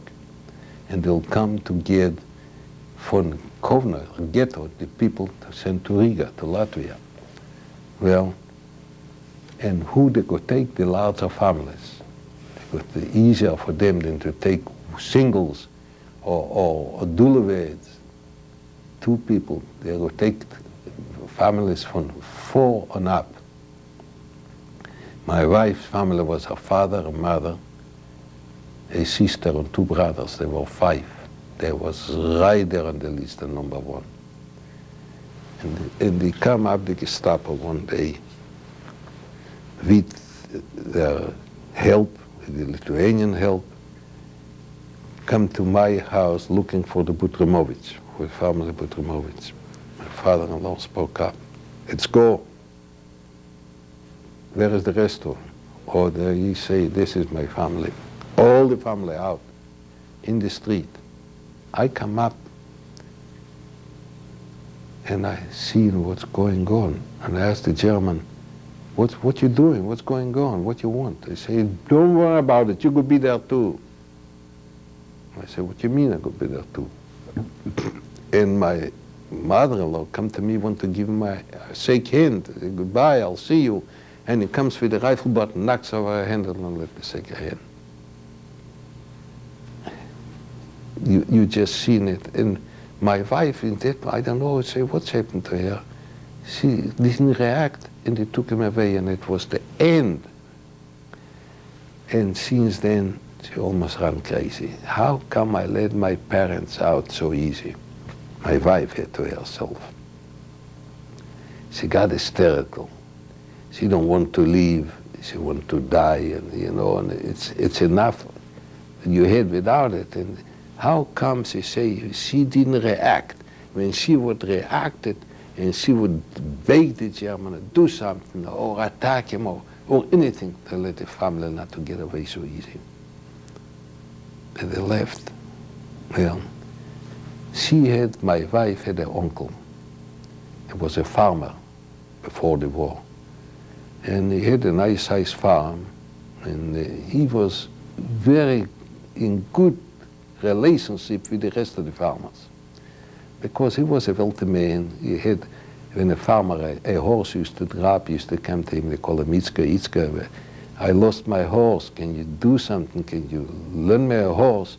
I say, go and pick out yourself a horse, and when you go have money, you go pay me. And the way he used to do with them, or they had to have for the crop, for potatoes or corn, they run out. They used to go and used to help them, or used to be with them all the time. But when it come out the order from the Gestapo, from the Germans, that all the Jews got to go and get us, he didn't go. He wanted to go, but he had to go to a settled place called Zezmer. But the farmers tell him, Itzka, don't go. What's enough for you to go? We'll keep you here. We don't go let you go. He said, look, I'll have trouble with the family. And he had his wife, 2 boys, 2 sisters, and a boy, and a mother-in-law. And he is now still living, he's 94 years of age, he's in Israel. And they will protect you, don't worry. And he stayed with them, he didn't get in the ghetto. It was already, all the ghettos liquidated. The ghetto where he had to be in Zezma was no more, it was all been killed. My job at the mechanic was at the airport. And then one day, I committed a crime. What was the crime? I went out to buy something to eat around a neighbor. I knew Lithuanian, I knew Kovno very good. I jumped into a neighbor, maybe got something to trade in for a pair of shoes or for a wristwatch, bread or butter or something. I traded in for potatoes, and I had a slice of bread, or I had a quarter of a pound of butter. And I kept it by my place where I worked. I was being the foreman. And the control came, inspector. He came and started looking around how it's clean or all that mess. And I didn't pay attention, and he comes and my package was laying on the side. He kicked with his foot. He opens up the package and finds butter, and then finds bread. Whose is it? He asked. I looked and said, oh, I'm in troubles. Couldn't have a choice. I say, mine. You saboteur, you want we should lose the war, you eating up all the food, you so on. And he started getting hot and angry, and he go and grab him for his pistol. I start running. And I ran between tanks. All tanks were staying there in the backyard. And he started shooting at me. And I hear, psst, psst, the bullet by my ears being whistling by. And I ducked before the tanks, and I escaped. And I ran away and come back in the ghetto. And I told the labor department, look, you don't send me no more there. I can't go there. I'm in troubles. They go kill me because I ran away. Well, they understood, and they sent me in another place to go to work at the airport. The airport, the Lithuanian airport, was a field. In summertime, when it was dry, the weather was good, you can land it with a plane. But in wintertime and the fall was more. You couldn't get landed with the plane. Then the Germans decided they could make a runway. What they could do, they took wood, 36 inches, cut it in 12 inches, and put 12 inches in the ground, and over top gravel. And with landing the planes, it looks like it would be a runway. And that's what they done. Then they put me, and that was hard to get to work. People didn't want to. What the worst place was at the airport to work. First thing is it's a field, you don't have nobody to surround it, and it is hard work, and the Germans chasing you. That's why I lost the 2 fingers. You see, my job was to take the 36-inch wood, cut it in 3 pieces. Was a saw, electric saw, but a saw rampa gasoline, you know, like a jigsaw. And I was staying and cutting in 3 pieces of wood and threw it on the ground, and there was women taking it away, moving it away where they need it. And when I stayed on cutting the wood, somebody hit me right over here. It was with a rifle butt, but so strong. And I looked around like this to see what's happening, who hit me. In that time I moved my hand, and the finger got under the saw and cut my about fingers off. And it was the German, the guard was staying there, some guarding us. Well, a woman say, look, take a piece of wire, stop your blood, because you're going to lose all blood, you'll be dead in a minute. Then they find me a piece of wire, tied up here my wrist, as tight as I can to stop the blood to go through. And I had to stay like that, walking with one hand until 7 o'clock at night. Then I got in the ghetto, and they got a doctor, and they started curing me. Tell me about when you got out of the ghetto, and how did you get out? That's what I want to start with. It comes to it now. Okay. One day I go in there, they send me to unload after I had enough wood to unload this gravel from the farmers. Used to come in with wagons and had to bring gravels. They were obligated to bring gravel with the farmers. The farmers had to have so many cubic feet of gravel. And I start talking to the farmers, and I talk to one farmer, and I say, tell me, you got maybe something to trade, bread or no? He said, you don't have nothing. I said, where are you from? He told me he's from Stakliskis. I said, from where? Stakliskis. Sefjanisok, you heard Sefjaniskis? He asked me, the heard Sefjaniskis? It's my uncle, you know, my wife's uncle is right there, that's where his farm was. Sure, I know Sefjaniskis. And I asked him, do you know Itzka Kalamitsky? I asked him, that farmer. Sure, I know him, I seen him 3 days ago. It seemed like he told me, he seen a man, he brought me from a dead man made alive. He say he's with his wife and children, he's in hiding, he tells me, he's in hiding. And we supporting him, the farmer tells me. I couldn't believe it. I said, look, can you take a little card to him? And I took a piece of paper and with a pencil wrote up a few words, and I told him that he lost his sister with the family. The only one is Edna survived, that is my wife, with me and my son, Jay. And give it to Itzka. You could be here back? He said, yeah, I'll have to be here in 2 weeks. I say, I'll look out for you in the 2 weeks. In 2 weeks, he come back and brought me a letter from him. And he wrote in the letter, he say, I see I lost everybody. It's only I got left you, the niece from my sister. How is about, I'll try to arrange to see that you should come, that I should come to him, that he could bring me, pick me up somewhere, some ways from the ghetto. And next time he brought me one more letter, and the letter read, he could send a man by the name of Marches. And Marches will be at the gate or by the ghetto, and I should see from there to get out. And that the way I had to arrange at night, 11 o'clock at night.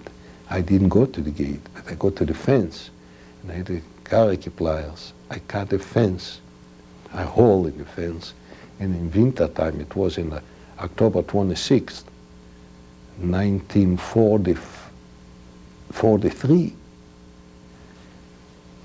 At winter, when the German guard been going, they got on their soul, nails, you know, you could hear when they were walking. You could hear he's walking farther and farther away. Then it's the time to get out because there's nobody here. And then they come to the gate, took out J first in the little ghetto. I was from the small ghetto, in the little ghetto right there. And it was like in a cemetery by himself. I'm surprised he was scared to death, but he knew that he's in trouble, he's got to keep quiet. And he kept quiet. It was in that time about 7 or 8. And then I told goodbye to my mother. This is terrible. The tears been running off her face. She knew she didn't go see me no more. She was the only one came to my escaping to the ghetto to go to the fence. And there I already find out that Marchuk, he was a smart young man. He was expecting us, and with him, we put Jay in the wagon, and I put on his coat, a farmer coat, and we escaped. It was 50 miles to walk. It wasn't so simple. In daytime, I was scared to death. I see in the car coming, I was thinking maybe it's Gestapo. But here I'll tell you something that is very worthwhile coming up right now. And he brought us into his house. And he told me that Itzka, my uncle, comes to his house once a week. He brought us in, it was on a Tuesday. He said he's coming Monday, it'll be next week. In between time, he said, you go sleep on my oven. You know, by a farmer, they got a big oven from brick, and on top is almost like from here, like the States. You go, me and my wife and Jay, we go sleep right there. And we be laying like quiet and say a word. A farmer coming to visit him, a neighbor. And he comes in and he smells, and I see he smells. He says, look, what is the funny smell I'm smelling? He asked the farmer. The farmer asked Marcus, what picked us up, what is, I'm smelling, I say, funny smell. Then it looks like seedy smell. The farmer tells him, seedy smell. You know, something that Marcus was smart. He told him, he said, you know, I was in Zesma in the market and I bought a coat. And the coat must be come from the city. And I hung up a coat right there hanging. He said, that's what you smell. Oh, it must be. And you see, and he smelled, he went to the oven, he's going to that smell. See, after he left, that Marcus said, if you're in troubles, we got to get you moved from here. We can't keep you in here too long. I see you see how fast he smelled that something wrong in here. Somebody's here in hiding. And I had to go from there. He took me to his sister, but it was 5-6 blocks away. He had a house. I've been there on the attic, on her house, laying there. And there, Itchy come and he said, you know, I'll have to find you a place by a farmer after we met. See, because I see it's dangerous in here to be you too much in the open. Well, then he started looking for a place. In between time, Gestapo came. The Gestapo been told that something smells, that smell brought it out already, they start looking. Marcia came running to his sister and told her sister, we got to see to get rid of them. They in his house, the Gestapo, searching us, looking for us. And they'll come to it in here. Then, and his sister's husband was so scared, he took Jay, threw him off from the attic on the ground, threw him out. Threw my wife, pushed her off. I ran down and grabbed her. And we had to go. And Marcuk say, you know, it's only one solution. We'll have to go in the woods. But I'll hear, and it was cold, he lay down on the ground and listened on his ear, and he hears the steps. Or the steps going there, then you know somebody's there. And then you hear in the farm, you hear the dogs also barking because strangers are out there. They're barking, they say they're around there because it's the dogs. They say you don't have to be scared in here, but when it's come closer, we got to find out which way they're going. They're going this direction or they're going the other direction.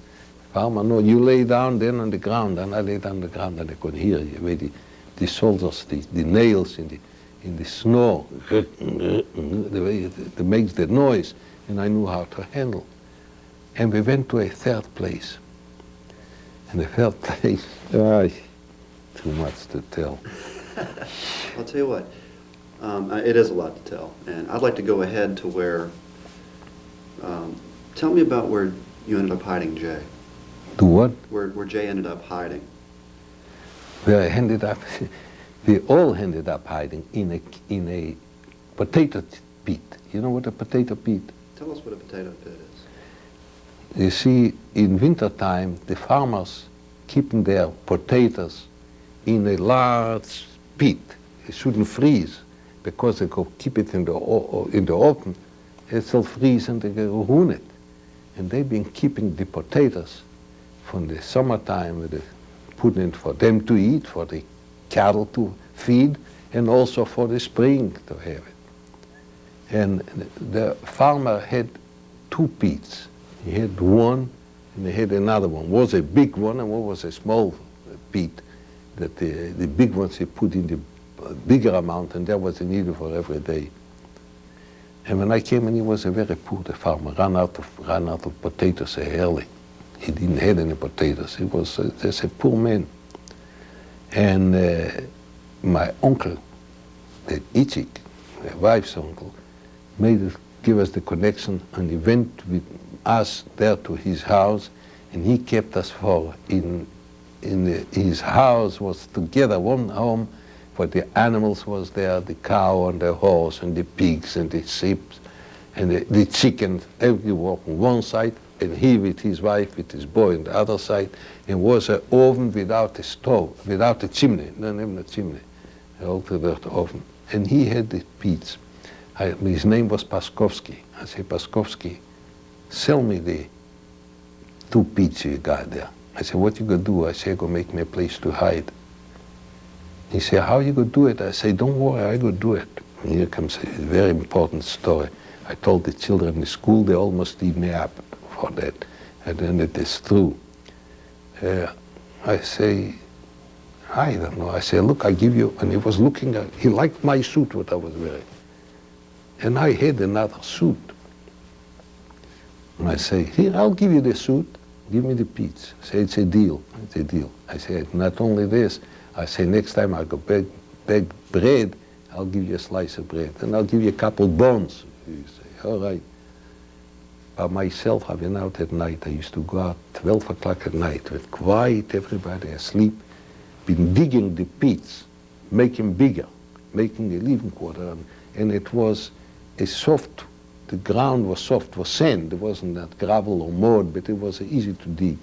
And I digged up one already, I made it bigger, and I didn't want to have my wife help me.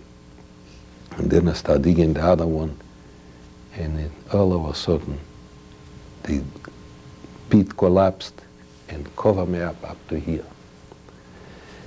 At 1 o'clock in the morning, by myself, the house from the pit is maybe 500 feet away.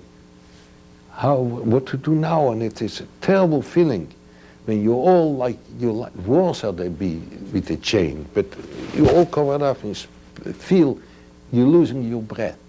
You want to move. In that time, in regular you're nothing, but right now you want to move, you want to get up.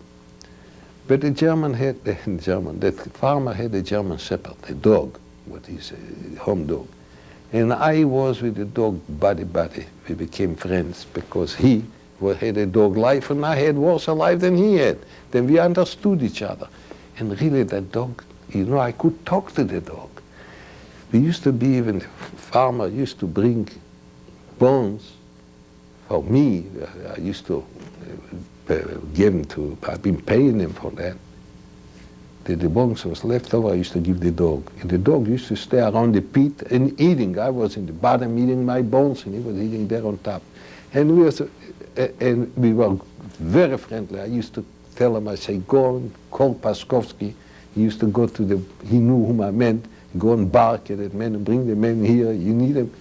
And here, the dog come up. Oh, I say, you know, you saved my life. I say, you got to help me.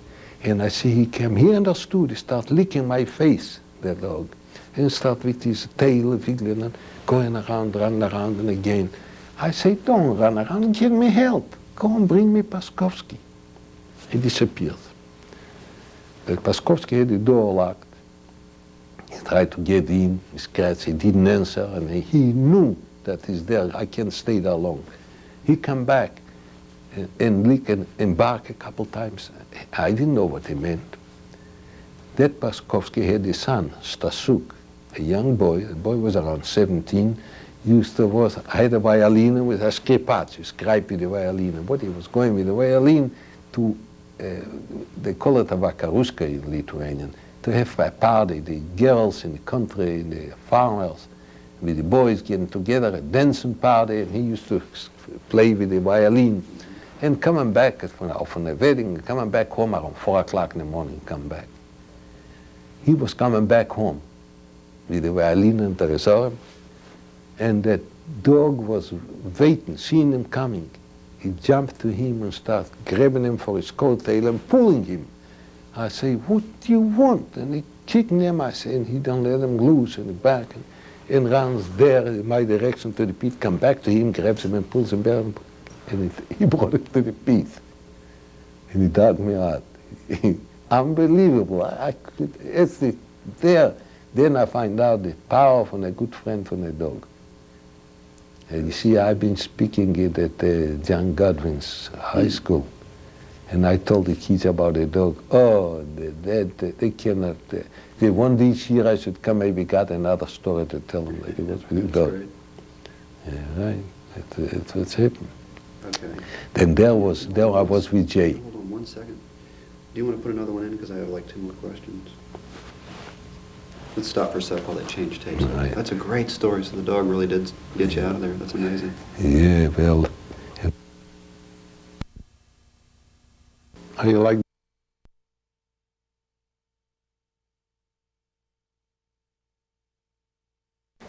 Huh? Do you guys have a dog? Jay, now? Jay has a dog? No, Jay had a dog, he just died. But Ronnie got a dog. He got a German Shepherd, like I had it right there. And he talks to his dog. Get you to unbutton your jacket. It looks better when it hangs. Oh. Yeah, there you go. Doesn't puff out like that. Okay. Yeah, it depends on where he's sitting. Yeah, we're ready. One thing while I remember, you had mentioned that it was the 3 of you that made it to the farm. Your wife and Jay and yourself. Did you lose somebody along the way? Oh, later on I had my cousin come in, but I didn't lose nobody. Well, Jay, my wife and myself. The rest of my family was already, here I'm coming, I was trying to tell you. Okay. Well, do you want to tell me about that and then we'll talk about living in the pit? Either way, you want to find out about, you ask me what you want. Whatever's more... No, make no difference to me. You ask me the question. Okay, we were talking about the pit. I want to hear about that. Tell me what it was like to live. Well, it was miserable, but in the pit were 16 people by the end in the pit, because the pit saved a lot of life. You see, it come to a time you couldn't be no more on top of the ground. You got to be under the ground, because you see, the Germans start going back. The Russians been chasing them already back and coming there, and we start running in two. You're running in the Nazis, and you're running in the communists, and you were in between.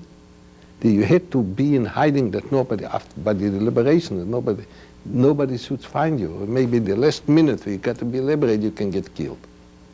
See, that I had to go to the pit. The pit was the safest, because you see here is a man came in and started smelling the country, the city smell.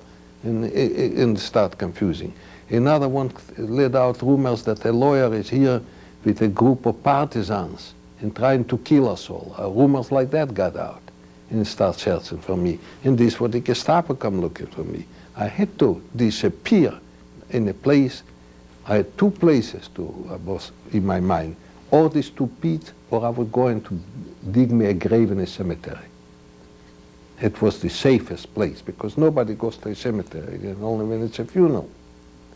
Then I had in mind to go there and dig me a grave or the two pits.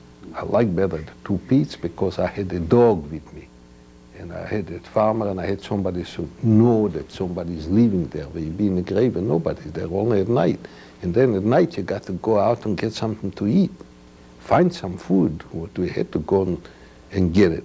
And many times I used to go into a well. You know, in the country the farmers have a well in summertime. They didn't have no refrigerators or ice boxes where to keep their food. They had to let them in a well very deep.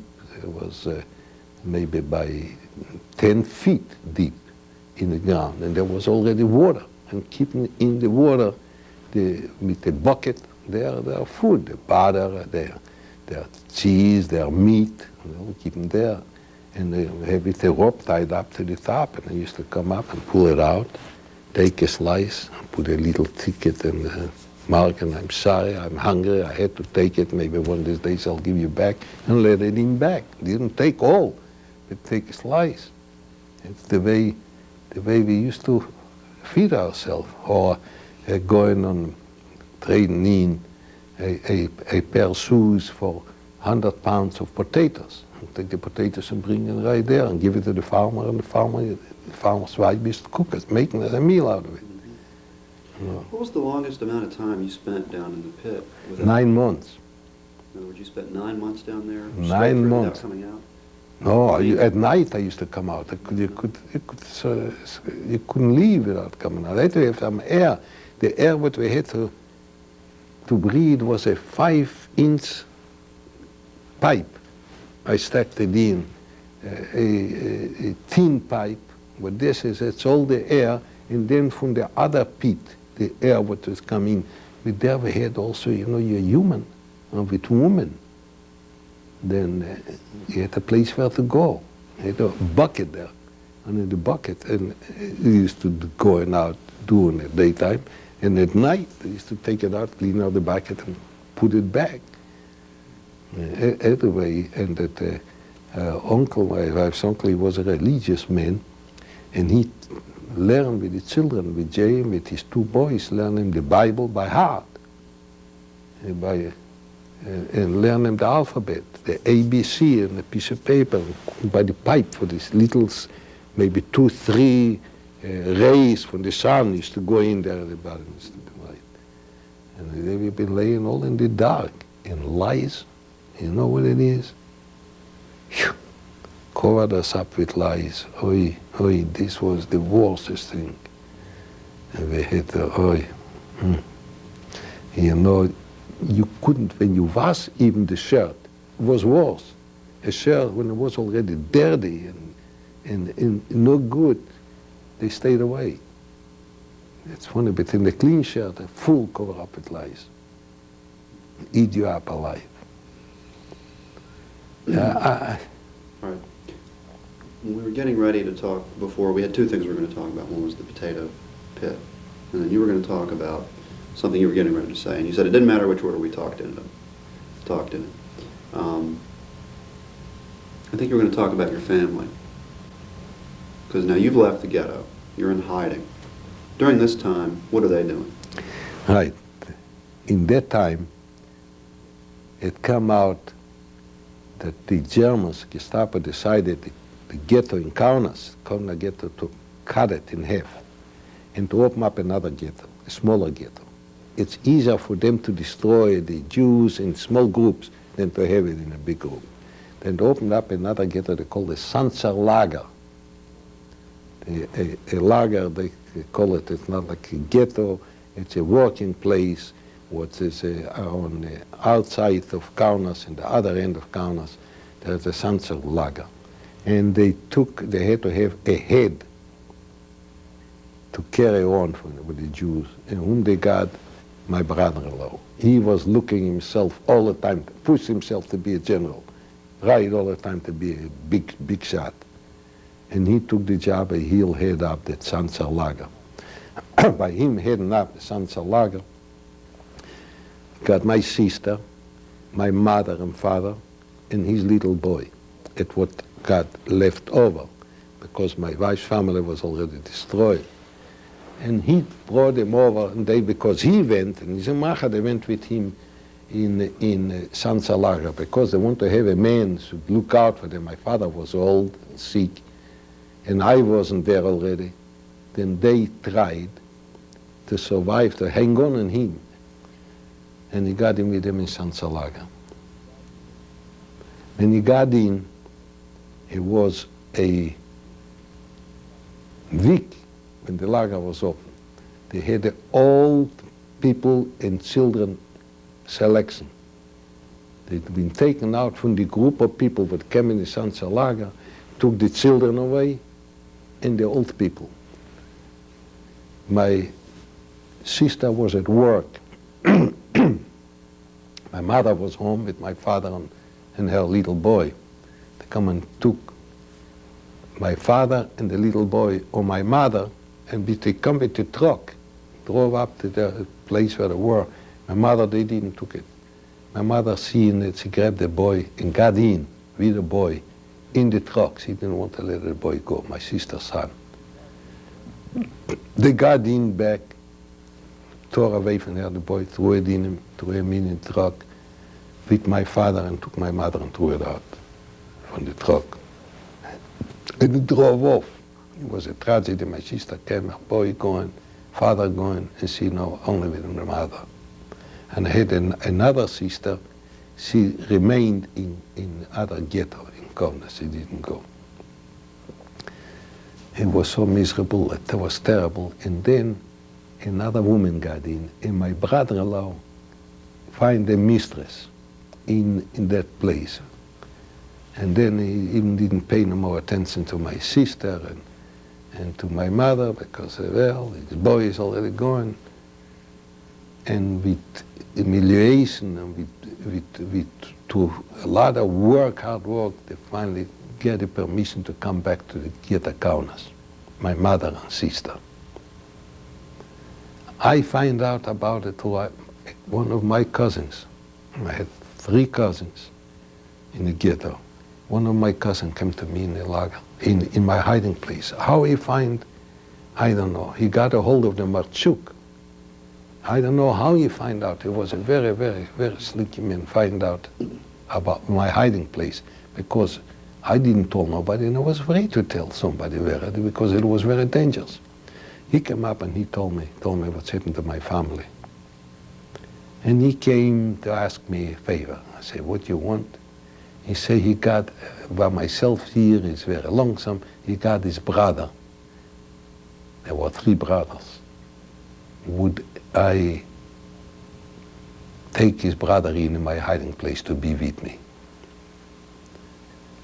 Because a place like I had, it was hard to find, and you see, and it was not easy to find hiding places in that time. I told him, I'll take it under one condition. I say, what is it? When you could bring my mother and sister, you can bring your brother. He say, all right. I say, okay. He goes back on a bicycle, he pedaled up 50 miles. Pedal away back, brings his brother. Ask him, where is my mother and sister? They weren't ready. I said, what do you mean you weren't ready? The way you brought your brother. You didn't have no business to bring your brother. It's a deal they made. Well, it's too late. He say, look, I guarantee you I could bring your mother and sister, but let me bring my brother's girlfriend. See? And in that kind of condition, it was terrible. For me, it was more important, I want my mother and sister, at least somebody, and begging him. And I say, look, you know what you're doing to me. But I agree for that to bring me my mother and sister. He didn't brought the girl and didn't brought my mother and sister. He tell me my mother and sister were trying to go through the fence and they've been locked up. They've been caught going through the fence and they put him in jail. That's what he said. I don't know. I had to believe him. I said, go and bring me him now. He brought another brother with his wife and still didn't brought my mother and father, my mother and sister. And they already been out. I said, they been out from jail. I said, yeah, they're out from jail. I go bring you now. And he went away and he brings his mother. It was my aunt, my mother's sister. And I was so upset. And I told them out to the Marchuk, the merchant, what they brought us over. I said, why you brought him to me? Why you bringing me up? I think, you're a good friend of mine. Take a look what you're doing. You keep him in hiding, let her hide. Well, my aunt heard it and she felt bad. How come? She didn't know, she said, when she would knew that I made with him an agreement he could bring her sister, which is my mother, she wouldn't go. Well, she said, I'm going now back, she said, with him, and I go bring my sisters, mean your mother and your sister, and then I'll come. I said, perfect. I'll go and dig my pit larger, I'll make room for you too. I'll dig it out. The ground is plenty there. And he goes back he came this time with a horse and wagon. And that farmer, Marchuk, goes with him, also with a horse and wagon in the back. And by going back, that horse of his lost a horseshoe. You know what it means. And he had to go by a blacksmith to put a horseshoe on. Then the farmer, Marchuk, says, give me your horse, take my horse, and I'll go and I'll fix him up and I'll chase you right up. I'll put him on the horse and he'll be ready. And he comes to Zesmer. Zesmer was a marketplace. And was a market day, and a lot of farmers was there. And he had to go to that little village. It's the only way he can go to proceed. And he sees 3 Lithuanians, Saulisten soldiers, volunteers, going with their rifles. And he lost himself. He was thinking they're coming to lock him up. And he, with his mother, jumping out from that wagon. And there was a pile of hay, you know, the farmers accumulating, running in the pile of hay to hide himself. The 3 maybe didn't pay attention. I don't know how it was. They see something is wrong. They ran after them and start hollering and got him out from the hay and put him in jail. Him with his mother. And next day they took him out and shot him. Took him out in the woods and killed him. Him with his mother. And I feel, until this day, I feel guilty. I feel so miserable that it's terrible. We're good friends. He lives in Montreal, my cousin, with his wife, with his girlfriend. And the other one lives in Toronto with his family. But they calling me, they talking to me, but inviting me to their weddings, but I feel terrible. It's what they end with my family. And my family went there, it's a lot to talk yet. You see, my mother with the sister went also in a hiding place in a ghetto that was in a basement. I don't know how they got to that man. The man's name was Monga, and he made himself a hiding place and he took them in. Why, I don't know. And soon I've been told that for the war, when I got liberated, the first thing I ran is running that place, and I didn't find nothing.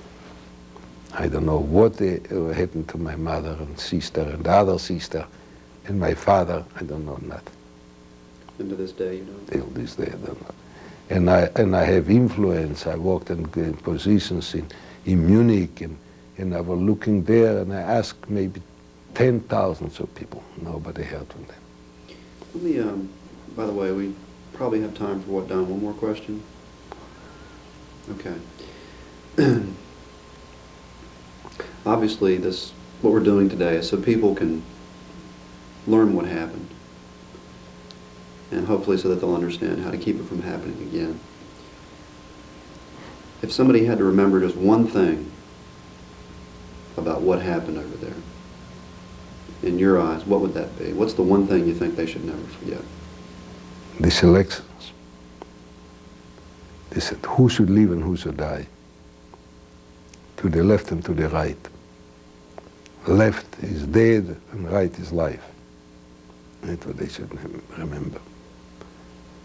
And to do that, everybody got to be an awareness and to spread love between people, not hatred between people, because all been created equal. Every person is a person.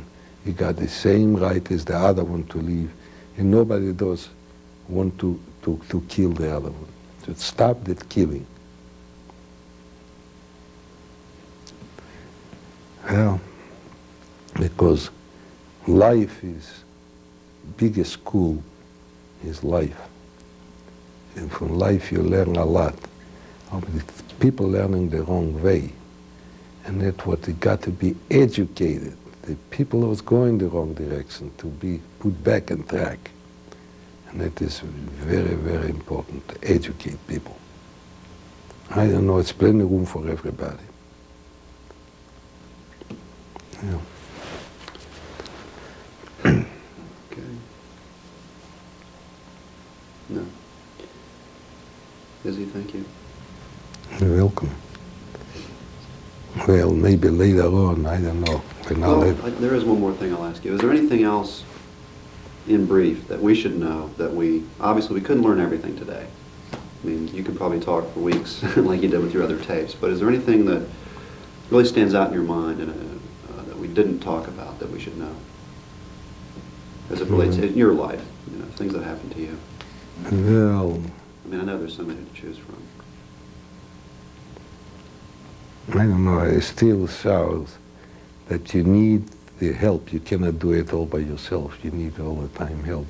What it stands out in my mind, and it's painful, why it could be stopped, I felt, I used to listen to this shortwave radio.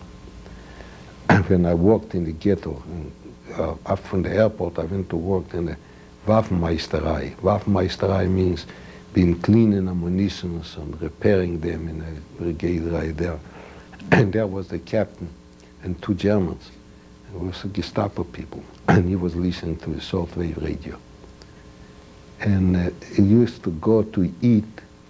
His lunch would take him 2 hours every day because it was a long ways from where we were into his place where he had to eat. I used to jump in with the rest of it. We were a group from 30 Jews walking. They've been all guarding me, nothing should happen to me. I used to jump in his office and listen to the radio. And I turned on the radio, the station, he used to listen to the same shortwave radio from London. He wanted to hear. And I used to hear the Bishop from Canterbury, the Bishop from Canterbury, used to talk to the Pope and beg the Pope, please speak up. See that Hitler should stop massacring the Jews. He's killing all the Jews in miserable death. Puts them in the oven. Nothing. And I used to hear all the time he's complaining with the Bishop from Canterbury, ask, give me your answer. No answer. That's what is dangerous. A person in a position like the Pope, what he controls, a lot of people, had to be a leader, a spiritual leader the way he's supposed to be. Should love a person, should love each other, and not to hate each other. And when by him not speaking up, he hate the Jews. Well, why? Even when he's bringing up, I don't know, I've been talking to bishops a lot of time in here. What is it? The Jews, what I know about what's happened with Jesus or another one, it's what this, a person is a person. But well, that's it. Don, what time is it? Right. 4 years. You did? Oh, okay. A quarter, That's what I was... quarter to one. What do How you about say? that? Time flies, huh? Phew. Yeah, yeah. Okay, that's what I wanted to do. All right. I was afraid I got one more for you, if you don't mind answering. You got One question? more? One more question? I thought, On a more positive note, tell me about the day you were liberated. Start maybe with, what time of day were you liberated? in the middle of the day, I Okay. seen one soldier, a raggedy. Let's start that morning. Walk me through Well, that day a real day quick. ahead, I know, it's 2 days ahead. Okay. You see, where I was in hiding was between Vilnius and Kaunas, between two big cities. And they liberated, the Red Army liberated Vilnius. And then it was going on Kaunas. You could hear the Katyusha, you know what a Katyusha? At night, rumbling, all the time rumbled the Katyusha, closer and closer. I knew the front is coming up, closer to us. Then one day, in a day or two later, Paskovsky, the farmer, went there to buy something in the market in Zezma, in the city, in the village, where the highway goes through. And he comes back, he tells me, you know, I've seen in the thousands of German soldiers running back, going back. And here, after I tell me, stick out my head, I see a Russian soldier is going. I say, take a look, here is the Russian. It's because the uniform, you know, the way the guy with a star. You see, they were going there, and the Russians are trying to encircle them. That's when I see it. And I couldn't believe it. I say, can I go out from the hall? Paskovsky say, you can go out, nobody will come down to bother the Russian. Oh, here's going more. And here is going 3, 5, 10. They're coming up. And one comes up and asks me a question in Russian language. I knew little Russian. And I told him, what you doing? He said, he's looking for his brigade. He's lost his soldiers. He's going after him. I say, they're on the way this way. That's the only way you can go. And he went on. And then I said, I'm free. Can I breathe the air? I couldn't believe it. I just know I got to stay in the hall. Everybody never was going out. And here I see already Russian planes going over top of us. And I just start kissing my wife and kissing everybody. Finally we survived. Let's see what's happened to the rest of them. And what the biggest problem was, they came in, the Germans were smart. They bring them in a Petresun, was a place was 20 miles from Kaunas. There was a whiskey, they were making whiskey, a brewery from liquor. They've been brewing liquor. And they knew the Russian likes to drink, the big drunks. The soldiers, particularly after all the fighting was going on, they left the brewery full with liquor. They didn't touch it.